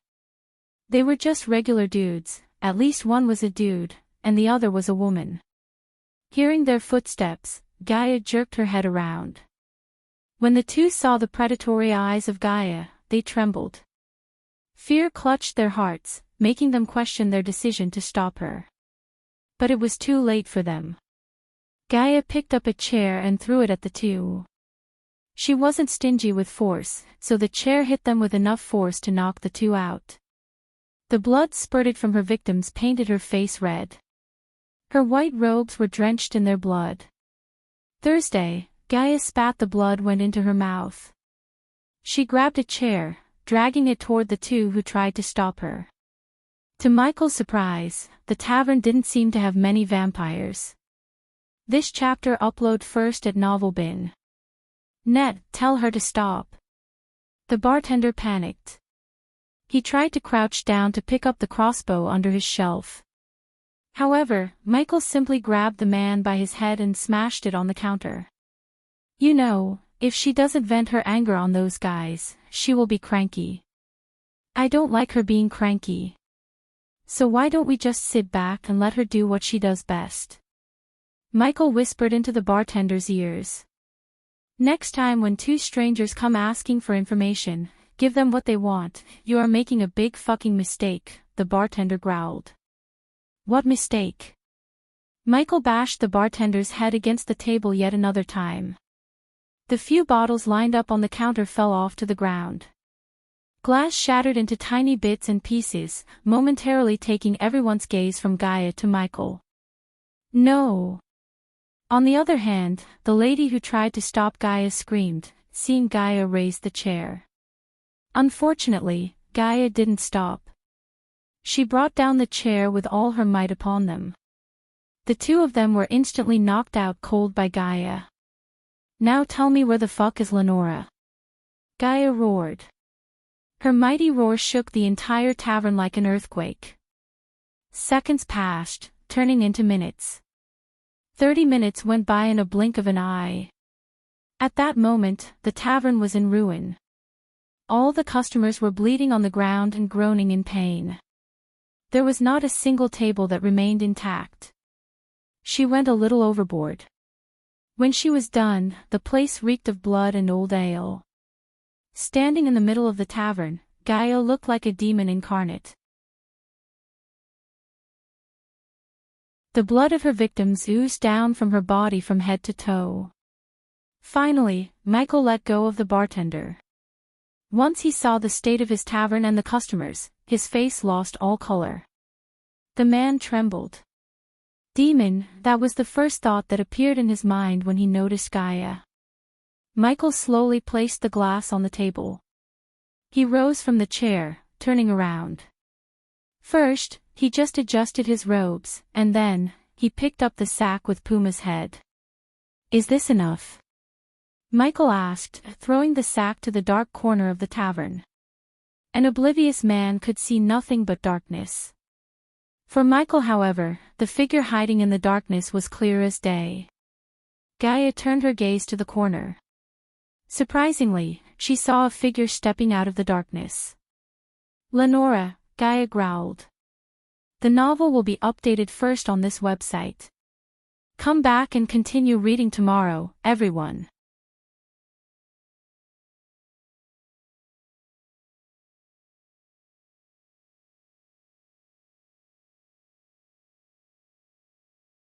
Unnecessary complications could arise if Michael entered the vampire castle as the Dark Lord. Thus, Michael chose to wait 2 days. Michael used these 2 days to brew more potions for his majestic, including the plague cure. Then, he visited the Sunrise sect to meet with Claire and the elders. They were surprised to hear Michael's request to abolish the king's rule and implement a round table of ministers to rule the kingdom like in the southern continent. Of course, to the outside world, Bradford was ruled by Sunrise sect elders. In reality, however, Michael would make decisions and rule the kingdom from the shadows. This way, his enemies wouldn't target Bradford to hurt him. After signing the required parchments, Michael collected the necessary herbs to brew the potions for the vampires. He gave the potion crate to Azazel and ordered him to bury it somewhere in the dark forest. After everything was said and done in the Elon continent, Michael returned to Voldegard Castle. At first, Michael felt somewhat reluctant to leave the Voldegards without ensuring their safety. But Eve reassured him and made some deals with other powerful families in Thera to strengthen her family. He didn't forget about Eve's curse. He paid the system 250,000 badass points to locate an item that could be absorbed by the system and turned into a curse-breaking skill. The bad news was, Michael had no time to visit the treacherous ocean. The good news was, Ellidir could create an array to let Michael snake out of the Ukulun realm without being detected by the arrays in Mazeroth. He promised Eve he would break her curse within the next 6 months. To Michael's surprise, Eve didn't seem to care much about whether she lived or not. As far as she was alive, she wanted to make sure the Voldegards remained safe. Michael really felt bad about leaving Eve instead of helping her.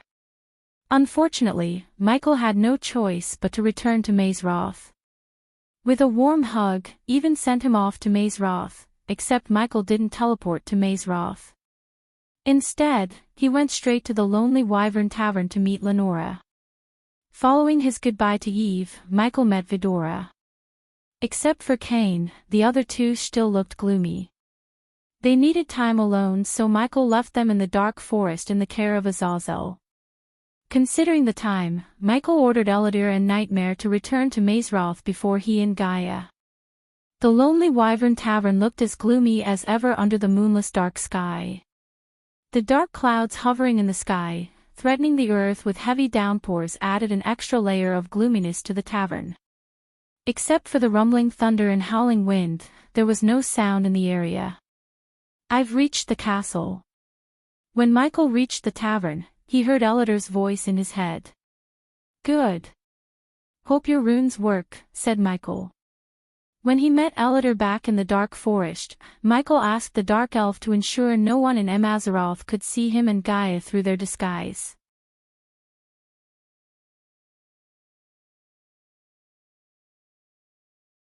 "This is the first time someone wanted to meet me," even after knowing what I am capable of, said Lenora.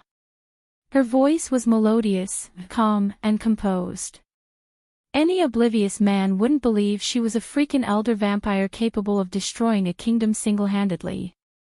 You have some big balls, Ghost, Lenora chuckled. Michael sensed the killing intent behind her seductive chuckle. For the first time, Michael opted for the high-risk high-reward way for Gaia. If everything went according to his plan, Ghost and the vampires could be at peace as well as learn about Gaia's mother.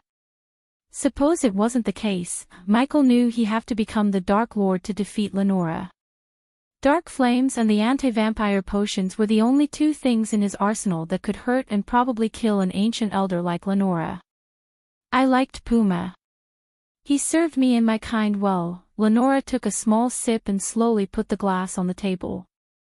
You tortured him, didn't you? How else could you have known my name? Her voice became colder. The temperature around them dropped by several degrees. Nonetheless, Michael showed no signs of fear in his eyes. Torture is a strong word. Let's just say, I'm very persuasive. Michael's calmness shocked the bartender and Lenora's maid. Lenora felt something off about the human. She couldn't put her finger on it, but something was definitely strange about Ghost. I wonder what made you reach out for me, said Lenora. I want to know about someone you ordered a hit on, Adelia Ashton. As soon as Michael said the name, Lenora clenched her fist. Every single glass bottle shattered into smithereens. The entire trembled tavern. Her eyes turned bloodshot for a moment. Finally, Lenora turned her head to look at Michael. Adelia Ashton. The Queen of Nagaland, * because it's Diwali, festival in my country if you don't know what it is, only one chapter of HBS today. The schedule will be resumed as normal from tomorrow. The novel will be updated first on this website. Come back and continue reading tomorrow, everyone.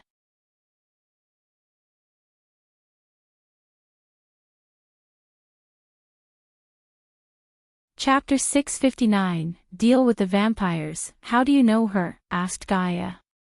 Finally, she couldn't keep her mouth shut anymore. TSK. Lenora slowly shook her head. What's the rush? You haven't even seen our hospitality yet, said Lenora. She winked at Michael before snapping her fingers. To Michael's surprise, the scenery around them changed. He and Gaia appeared in a gloomy hall dimly lit with torches. At the center of the hall was a large stone round table. Michael immediately recognized the room. This was the meeting hall of the elders. His spiders were still around. He could sense them. Follow me, Lenora appeared before him. She led the two toward the stone table. The entire hall was silent. As Michael stepped forward, the gentle smell of blood began to permeate the air. The round table slowly opened. Without uttering a word, Michael and Gaia went through the opening and stood in the middle. At the moment, only one stone chair among the 10 was occupied. Soon, figures appeared in the hall one by one. Considering Michael and Gaia had seen them in their surveillance room, they recognized each. The first to appear after Lenora was a brunette. She was Trista. No one would ever think of her as a vampire. She dressed in brown silky robes, leather boots and wore thick red lipstick. She winked at Michael playfully before taking her seat next to Lenora. Following Lenora, Saber entered the room, surprising Gaia with his young look. If she didn't know he was a vampire, Gaia wouldn't throw a second glance at him. He looked like a next-door kid in his teenage years. He still had the baby fat on his cheeks. The two vampires didn't look surprised. Which meant they already discussed bringing Michael and Gaia to their castle. However, Michael wondered where they had this conversation and how they communicated. Because he bugged the entire castle, yet he had never seen them together after their discussion about the Blood Prince. Michael patiently waited for Ingram to join them. His fearless eyes surprised the vampires, especially Saber. Just like Lenora, he also felt something strange about the human before him. Saber couldn't find a word to explain this feeling. If he had to, he would say fear. Why did he feel afraid of the human? Saber asked himself. They were nightwalkers, rulers of the night, and gods among mortals.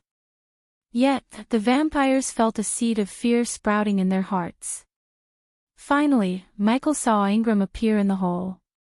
The dim torches illuminated his calm-looking face. His ashen hair was neatly tied into a ponytail. Unlike the other elder vampires, he was in armor made of both leather and metal. With the sword dangling on his waist, he looked like the embodiment of the word bravery rather than a vampire.